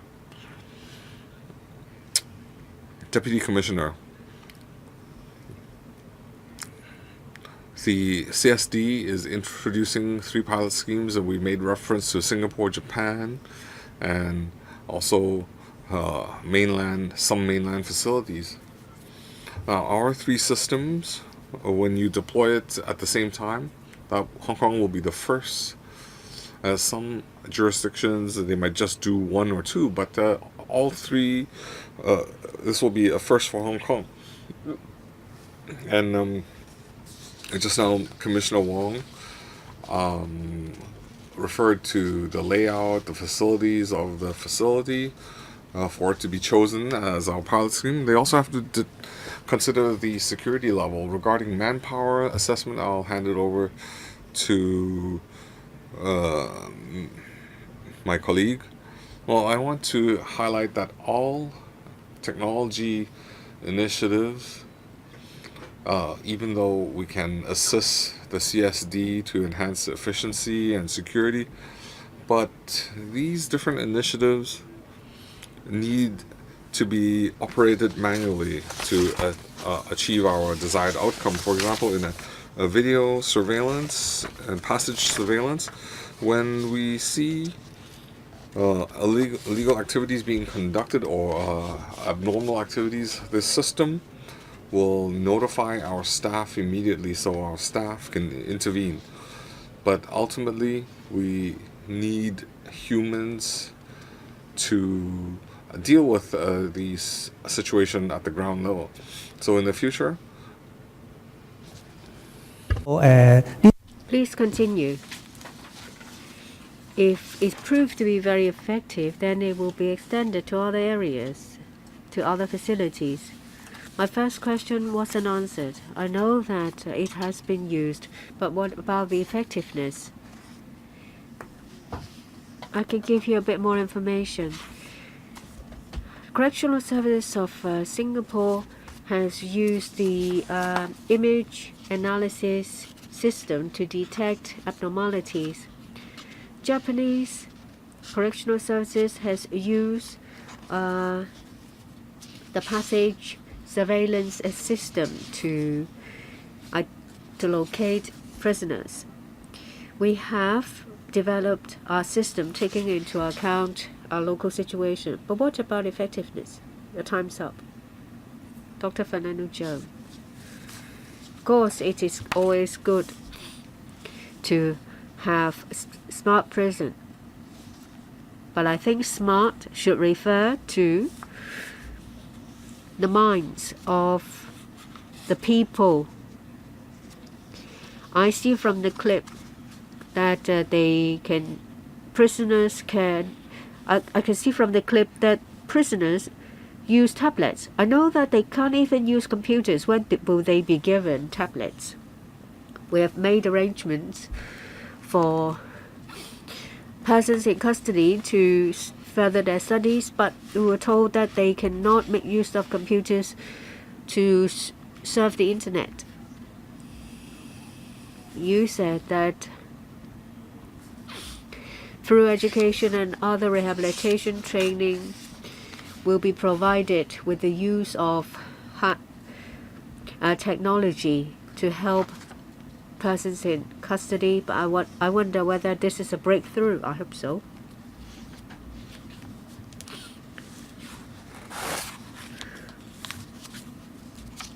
Problems are not just self-harming. I see that this term has appeared many times. Well, it appeared in paragraphs 8, 9, 10, 11. It sounds like there are many self-harming cases. Is that the case? Can I be given some figures? Say, for example, in the past year, is there an alarmingly high number of self-harming cases? If they have grievances, can that be independently handled? That means that is done without the supervision of correctional services staff. I can see that there may be telephones so that they can make contact with the outside world, but I know that all calls are monitored.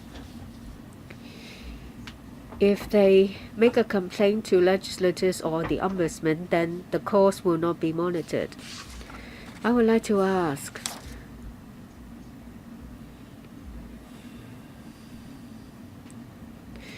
are persons in custody allowed in any way to talk to legislators and the ombudsman directly?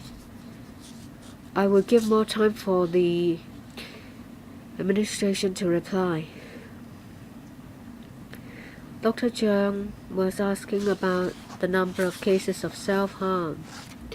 In 2018, there are 48 cases, 2017, 99 cases.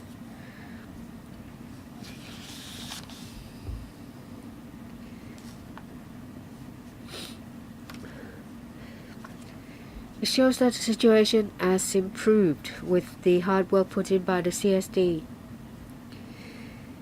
In relation to the use of technology in making complaints, I would defer to the Deputy Commissioner.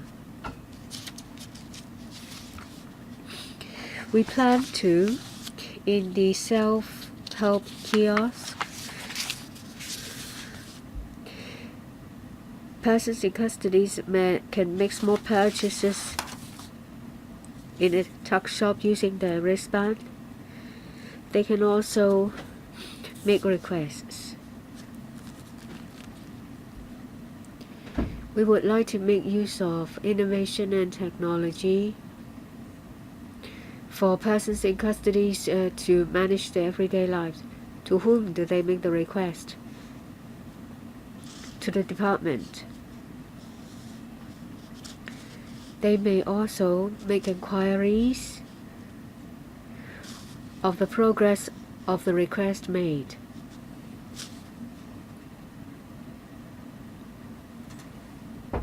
Since everything is done through a computer system, so there is an electronic footprint that cannot be erased. My question was, can they make a direct request with legislators and the ombudsman? Deputy Commissioner, please reply to Dr. Jones' question. Mr. Ao asked a question about the number of tablets.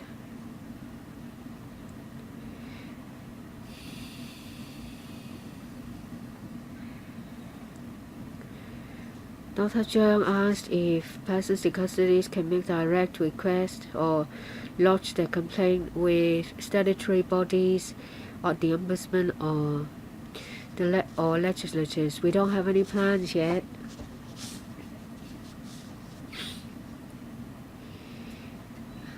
We will conduct studies to look into the feasibility. Do you have any plans about the number of the terminals? No, we don't have plans to implement it yet. Implement this yet. But in certain sections or in some prisons, there will be pilot schemes. It may be extended to other facilities. Mr. Ka-chun, I support all measures to improve prisons. This is about smart prison. I hope that this is going to be smart instead of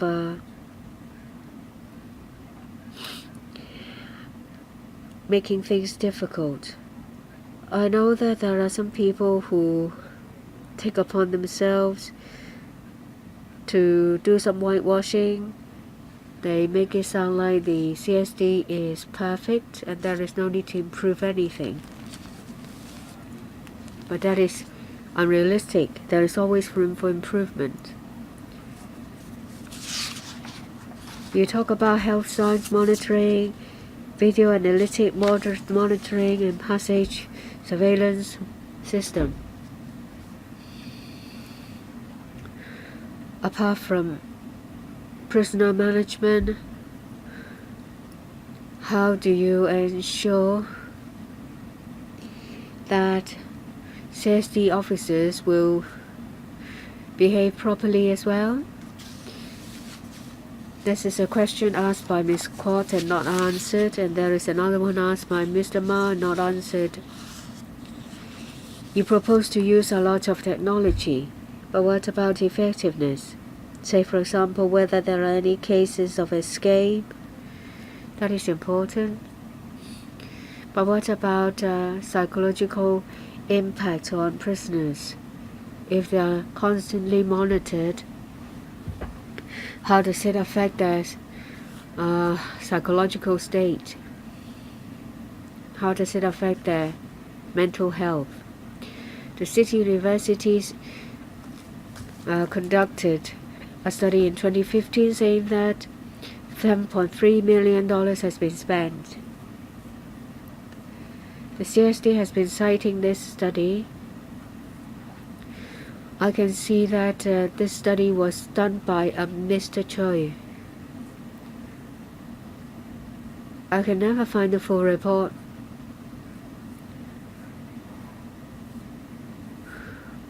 Can I ask for a copy to be given to the panel?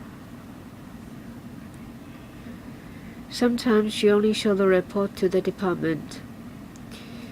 Outsiders can't have access. You said that, well, actually $7.3 billion have been saved. Can you show us the report?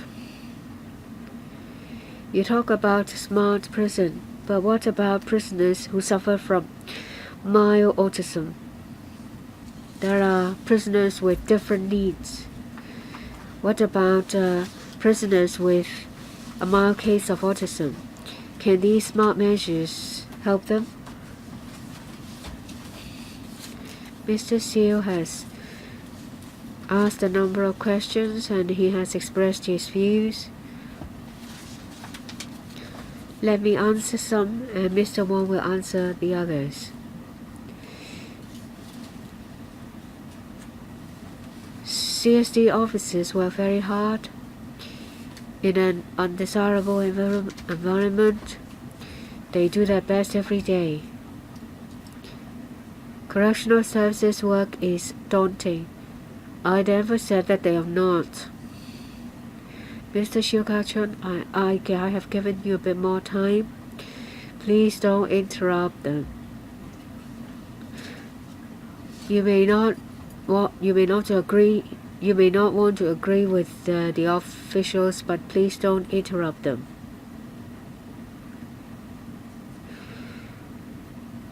We have to thank correctional services to make Hong Kong a place with one of the lowest crime rates. I show them my gratitude.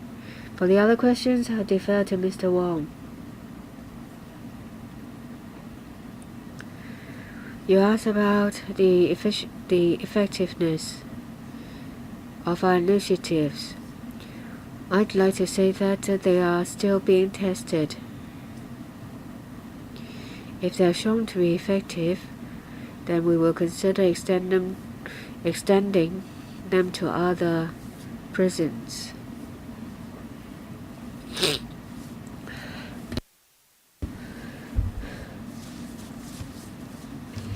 The member also asks about the use of technology for prisoners with special needs.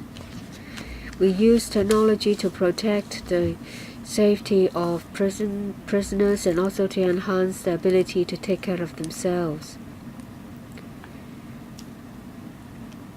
The management of prisons will provide suitable assistance to those in need. In Lowell, we are testing the wristbands. Some persons in custody have given us feedback about durability and accuracy. We will seriously consider the needs of prisoners with special needs. What about those with mental impairment? We're still in a stage of pilot tests. We will take that into consideration. What about access to the 2017 report?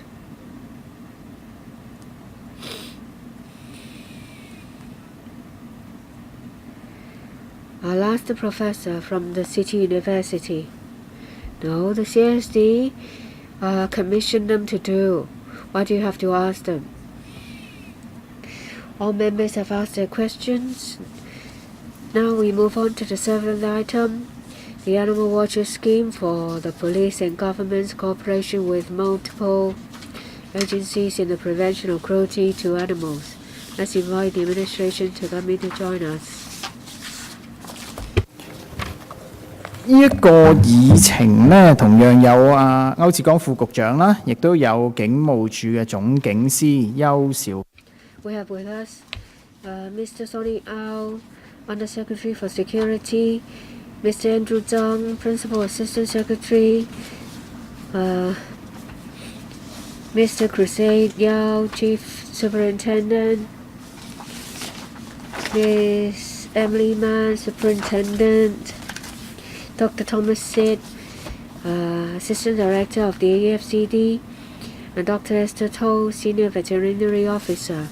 Members, please press the button if you would like to speak. Let me just make a quick opening remark. We're here to give an account of the Animal Watchers scheme to be launched.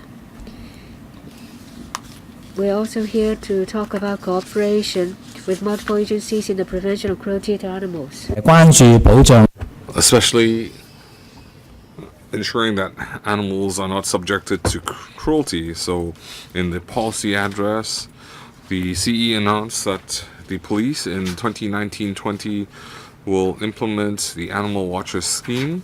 At the community level, we'll target education, intelligence gathering, and we want to coalesce the public's initiative. We want to encourage timely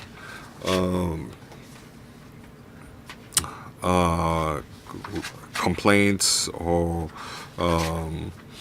so we will organize the relevant infrastructure. We will invite community leaders, animal lovers, academia, to provide professional input. The different headquarters will also have professionals to strengthen the communication with the district level. We'll also invite the members of the public to act as the animal watchers. So this is an initiative developed from the community level. So the different government departments will coordinate their efforts. We will have the animal welfare departments, the academia, professionals, the Prevention Against Cruelty to Animal Society collaborate with the different stakeholders. So, Chairman, I will invite legislators to provide input. My colleagues and I are happy to answer any questions. We have 4 colleagues, including myself. There's 5. Mr. Michael Tien, 3 minutes. Thank you, Chairman. A lot of people might not know, but I have been following animal welfare. So all these schemes, and well, I dare not say that it's for show, but education and publicity has always been in place. You're just giving it a bigger name. For it to be effective, we need legislation. I'm aware you are. I would like to mention an area that is easily neglected. That is abandoning pets. Now, you recall a case last year in Fanlang garbage disposal. There was a Chihuahua that was paralyzed, and it even had a chip implanted, and it was abandoned. So NGOs tell me that pet owners abandon pets when the pets get sick. So the NGO said that there is owner information on the chip, but the owner refused to pick up the call when you call them. So what was the outcome of the dog? You can imagine. Would anybody adopt the pet? So it was sent to AFCD to be put down. So at the legislative level, we need to target people who abandon pets. What is your response? Thank you, Chairman. Thank you.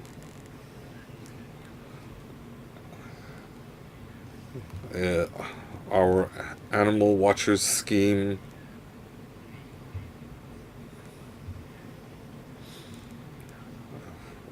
we've added participation at the community level. In the past, we had cooperation between the different organizations, and there was a lot of good outcome.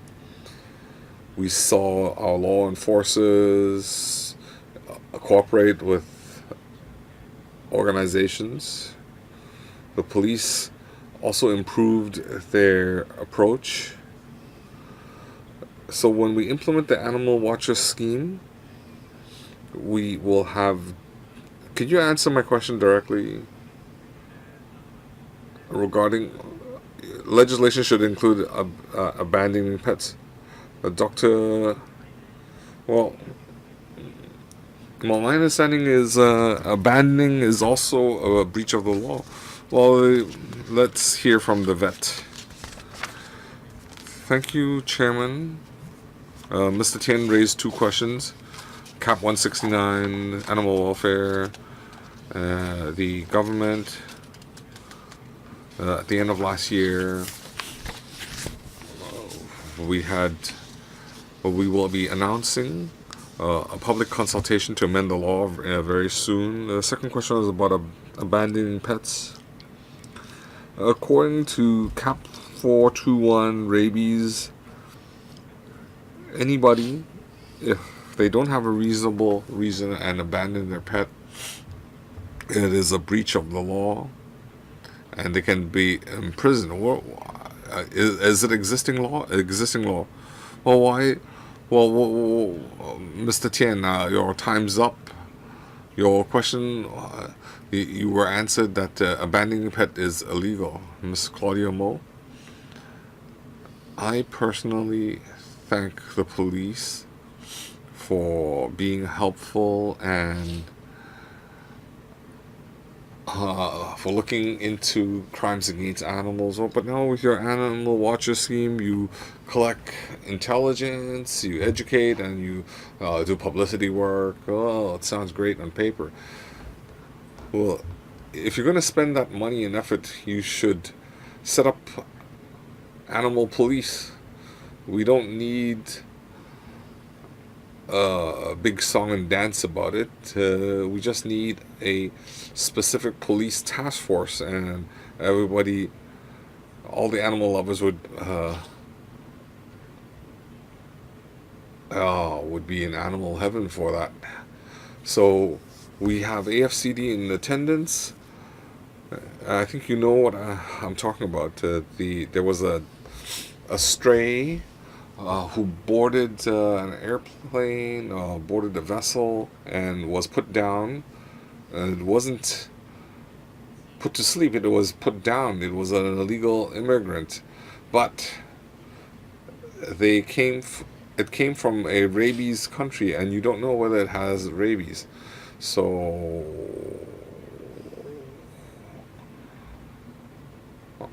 the spirit of common law is to be lenient, but you put it down within 24 hours of landing in Hong Kong. Now, Dr. Sit, I recall that you are responsible for inspection and quarantine work. So how do you?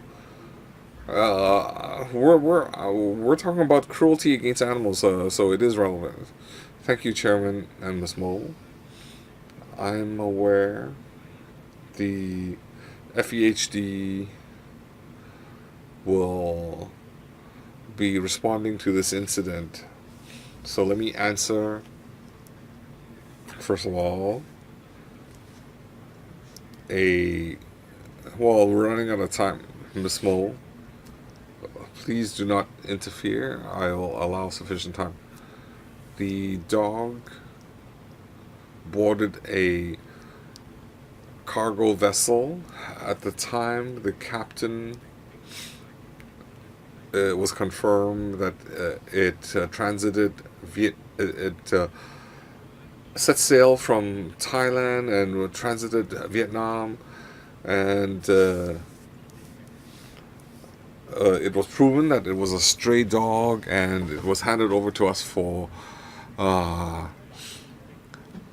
to be put down. There was no ID, and my colleagues, when they collected the dog for putting down, there was no claim that it was a lost pet. Well, Chairman, that's not fair. What do you? Well, you know, it entered illegally. So I think your colleagues will follow up. Miss Dr. Elizabeth Quat. We were talking about that Thai dog being put down. I had written twice to the panel, and I asked for a review of FEHD to prevent these incidents from occurring again. I think we will be able to follow up in a different panel. But today we're talking about the Animal Watcher scheme. On one hand, I thank the police for being vigilant and taking an interest in actions against cruelty against animals. Or they will be using social media. The police will conducting more publicity work. So I hope they can do more in this area. But just publicity and education is not enough. The police are law enforcement agencies, and we're not just expecting publicity and education work. We want the law enforcement agencies to target illegal activities. We see cruelty against animals every now and then, and if these incidents occur, the police hand it to the Criminal Investigation Department, but we have to we rely on professionalism, and the DAB, especially Mr. Chan Hak-kan, has called for establishing animal police. So we hope that you can set up the animal police section. We know that there is animal welfare legislation. I also welcome the legislative approach. And we also need to have financial penalties. So the offenders need psychiatric treatment. They need mandatory psychiatric treatment. So I hope you can give us a response. Mr. Yao from police. Thank you, Chairman. Regarding the questions, one of the goals of the Animal Watches scheme is to strengthen the community work. We want the public to raise their awareness. We want to work with the public to prevent these cases from happening. Another objective is to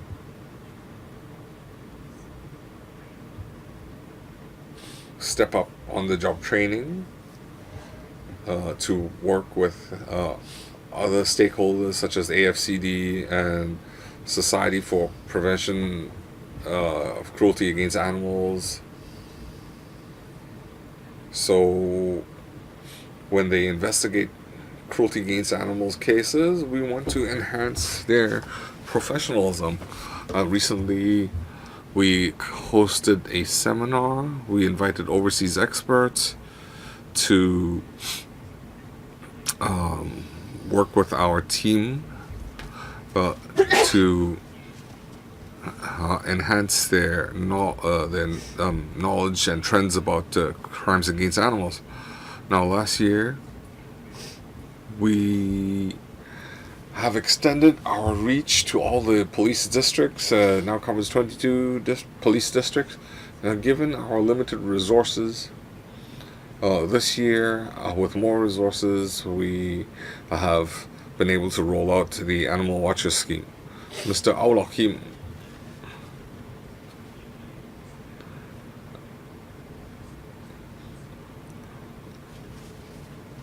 We have a much more negative appraisal of the Animal Watches scheme.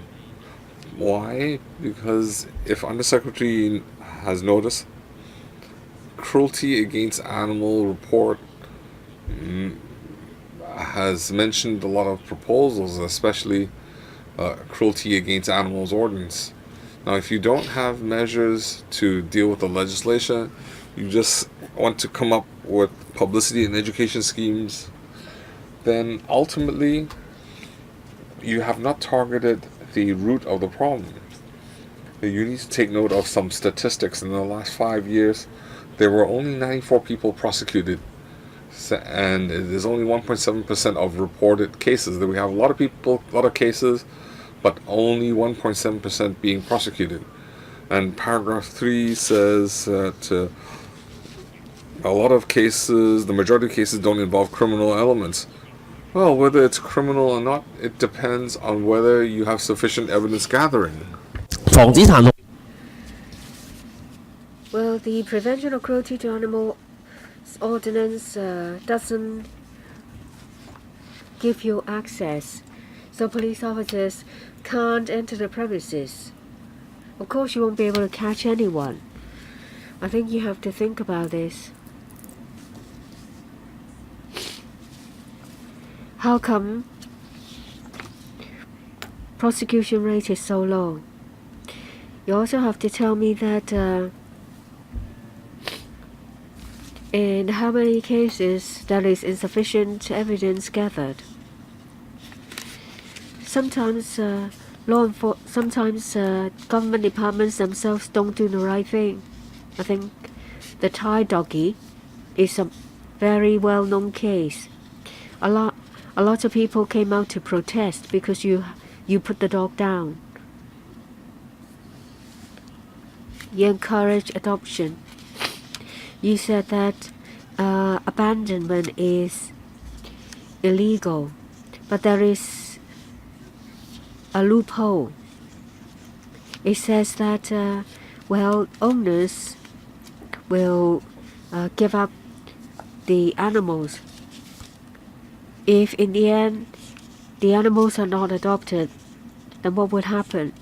We don't want any case of euthanasia. So do you have any ways to achieve that? In the past few years, there are 94 prosecution cases and 81 convictions. Mr. Au said there are over 1,000 cases. The percentage is only 1%. What happens usually is, if there are suspected cases of animal cruelty, the police will work together with the AFCD. Some of the cases are not animal cruelty cases. The animals appear to be hurt, but vets said they are not. So in the end, the categorization is different. For the offenses and penalty, I will defer to Dr. Sid.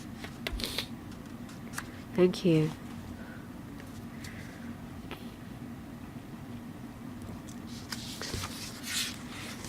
Shortly, we will start a consultation to amend Cap 169.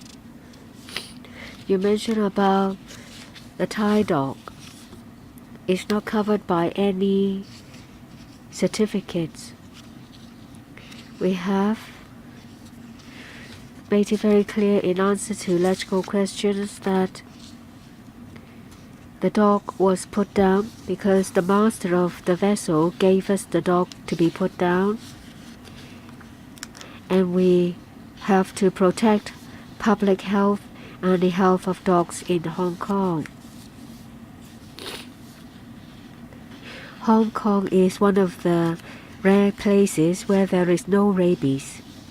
If there are cases of rabies, then Hong Kong dogs will not be allowed to leave the territory. Members of the public, if bitten by a dog, will have to receive the rabies jab. And should something happen, dogs will have to be culled. We do that to protect public health and the health of dogs in Hong Kong.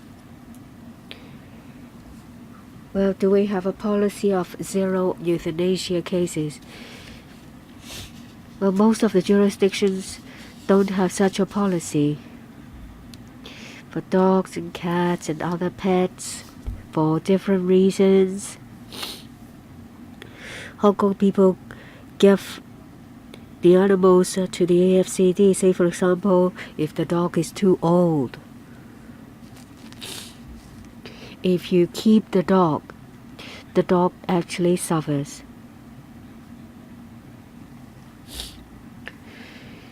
Some legislators think that death is cruel, but if the dog is ill and can't be cured, it suffers, and it is even crueler. For other animals, say for example pigs, ox, they are butchered. In Japan and in one of the prefectures, there is a zero euthanasia policy. Mr. Roy Kwong, I think the more they answer, the more muddled they are. I wasn't as worked up at the beginning. This is a good item. You came to talk to us about cooperation with other agencies. You mentioned about the Thai dog. I don't know what the AFCD is saying. You put the dog down in under 1 day. You did not even follow that 4-day protocol. You blame the master. The master sign a document to ask you to take care of the dog, not to put it down. So what's your question?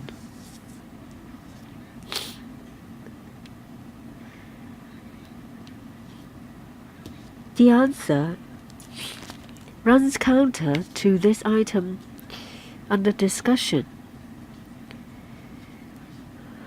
The AFCD on Facebook apologized. I thought that if you just say sorry, then I would let you go. But then you're talking about something different. Yes, we will move towards zero euthanasia cases. You won't even wait for 4 days. You put the dog down in one day. The dog owner in Thailand will pursue the case. You should be humble. The frontline officers is trying to take remedial action for you. Is it humane to wait for 4 days? There are 4 animal management centers. Members of the public can't just walk in to adopt the animals. They will have to go through the procedure. Last year, 1,400 dogs were put down, 300 cats were put down. You have used a lot of public money. That's why we ask questions. Should you do some more? Can you show us some sincerity? The AFCD Facebook has admitted that they are wrong. Will you give an apology to the public? We're here to talk about the animal welfare scheme. In relation to the Thai dog case, the department may choose to reply or choose to reply on other occasions.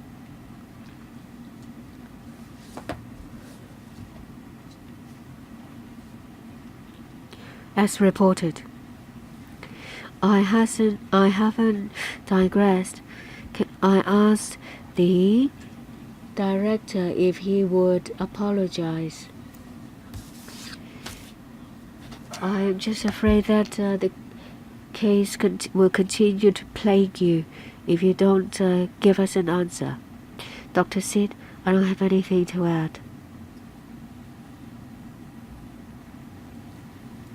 Mr. Sugafai, we're here to talk about animal watches, prevention of cruelty to animals. I would like to say that I keep pets and I love animals.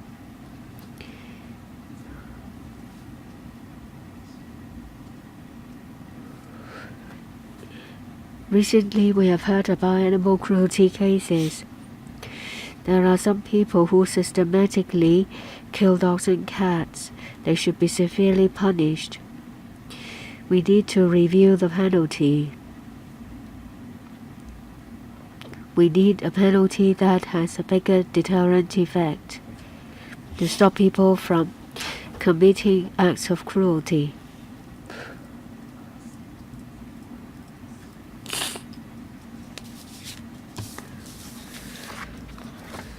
I am not a panel member, but I came here because of this item. Well, I have already made my stance very clear. I love animals. I'm a district councillor of Raymond Hill. My constituents told me that they kept making noises. You can hear it. I don't know whether it's because the trap neuter release scheme. You should listen to the clip. No, you're not allowed to play it. But they make so much noises that it disturbs the residents. How do you strike a balance? Please stop the recording. I understand that there is no TNR for cats.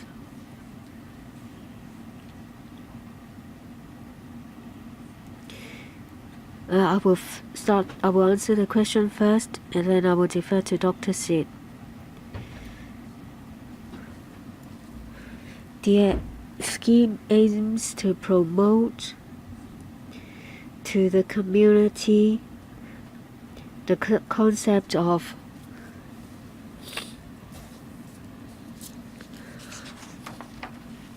animal welfare protection. What Mr. SHIU is saying is about animal management. Say, for example, pet owners to their pets and stray animals. For stray cats and dogs, back in 2011 there were 7,000 to 8,000 cases, and in 2018 about 1,000 or so. I think the number of stray dogs has dropped significantly. Dr. said, nuisance caused by stray cats. I can't comment on a particular area, but as a whole,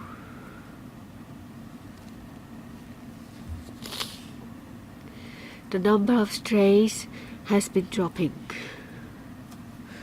In the past 10 years,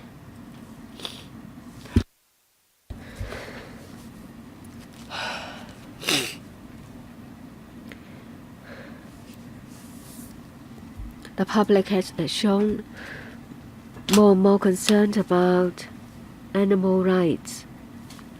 There are some community schemes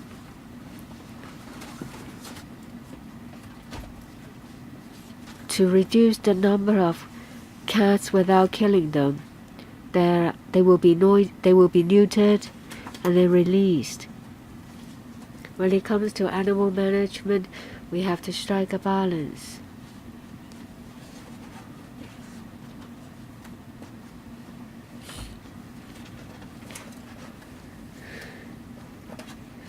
Cats don't have a long life. If they can be tolerated, then we don't have to reduce their number. Some members expressed a concern. They asked us to reduce euthanasia. There are some TNR schemes in place. If the situation is really bad, then we will take action.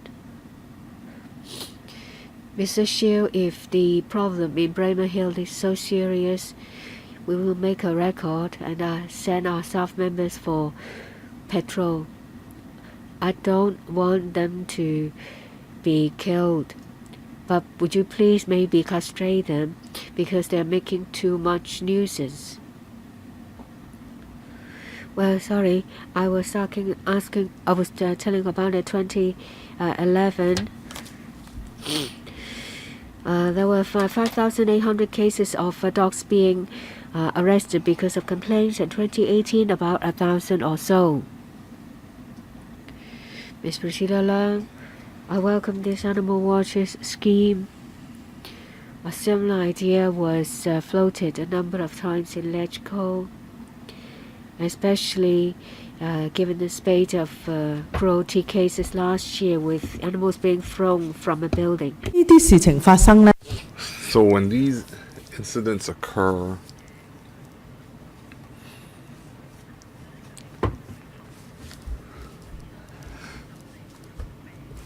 the pet owners will suffer depression when animals fall sick.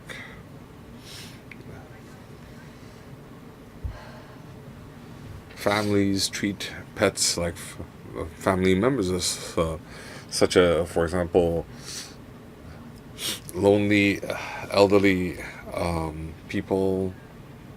When they treat a sick animal or the death of a pet,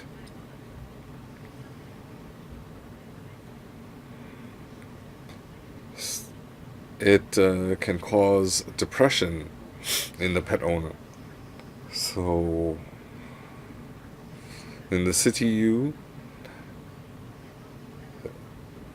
when the law department was set up in '87, there was a mission that the law department would serve the community. So all the students, after they were trained, they would provide free legal service to the needy. And currently, the animal watchers, aside from penalty, we want to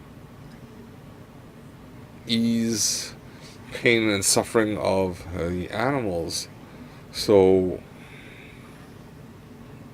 CTU has established a vet school in the middle of the community. Could you use this resource effectively? Well, thank you for CTU setting up the Veterinary and Life Science Department, allowing Hong Kong to contribute. So let me hand it over to Dr. Sit. Thank you, Chairman. You said that pets provide a lot of happiness to pet owners, and but are also a source of grief when the pets suffer from illnesses and disease. That their medication costs are expensive. Not everybody can afford it, but if you don't treat the animal suffers. It's not fair to the animal. So how can we strike a balance? So we have regular meetings with CTU. I'm aware that the teaching hospital has good facilities. So can they extend their services to the public? So you know that visiting a vet is not cheap. It can be very expensive. So could they extend some services to the public? Perhaps we need to discuss with CTU, and I could convey your message. Well, we'd also like a psychiatric assistance.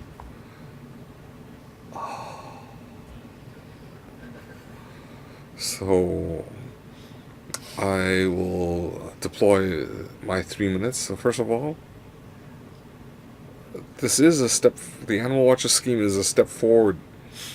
I will not object to adding staff and resources, but the paper says there will be more communication with community stakeholders. So each police district will see how much more manpower increase and training. When we have volunteers encounter cruelty cases, they will provide intelligence to police, but then the police will tell them, you're not professional, let the police do the evidence gathering. So when you roll out Animal Watcher scheme, can these volunteers be trained on how to gather evidence of the cruelty scene, the crime scene?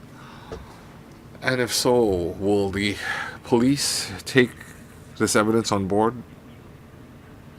I do believe having animal police is necessary.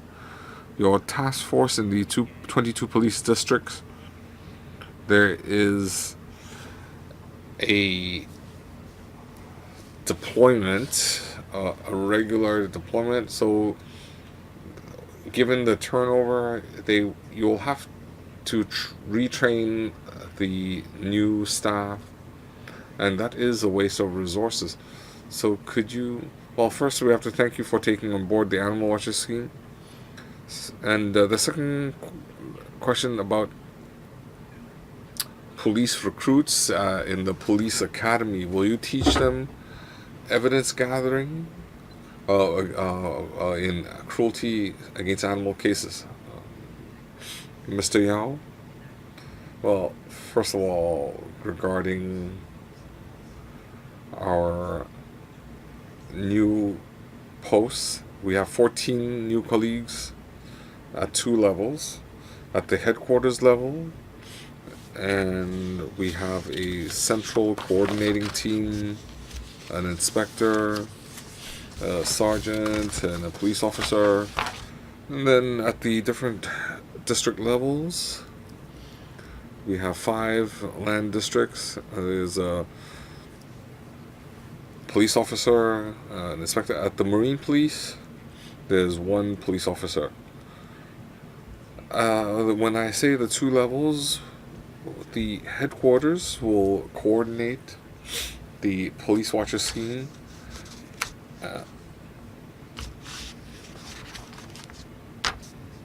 There will be 2 officers at the headquarters crime prevention section. All the new staff, they will receive training, or they will have knowledge regarding crime prevention, or they will have knowledge about animal rights. So we will select the most appropriate colleagues for this post. The second question was, in rolling out the Animal Watcher scheme, one important area is intelligence gathering. The chairman made a lot of suggestions. So whether it is at headquarters level, we have recruited the animal watchers, and we will give them workshop training through their contacts and efforts. We want to collect useful information or intelligence. So at the headquarters or district level, we can follow up with the cases. We need to understand whether there are any black spots in the community level. What about police academy?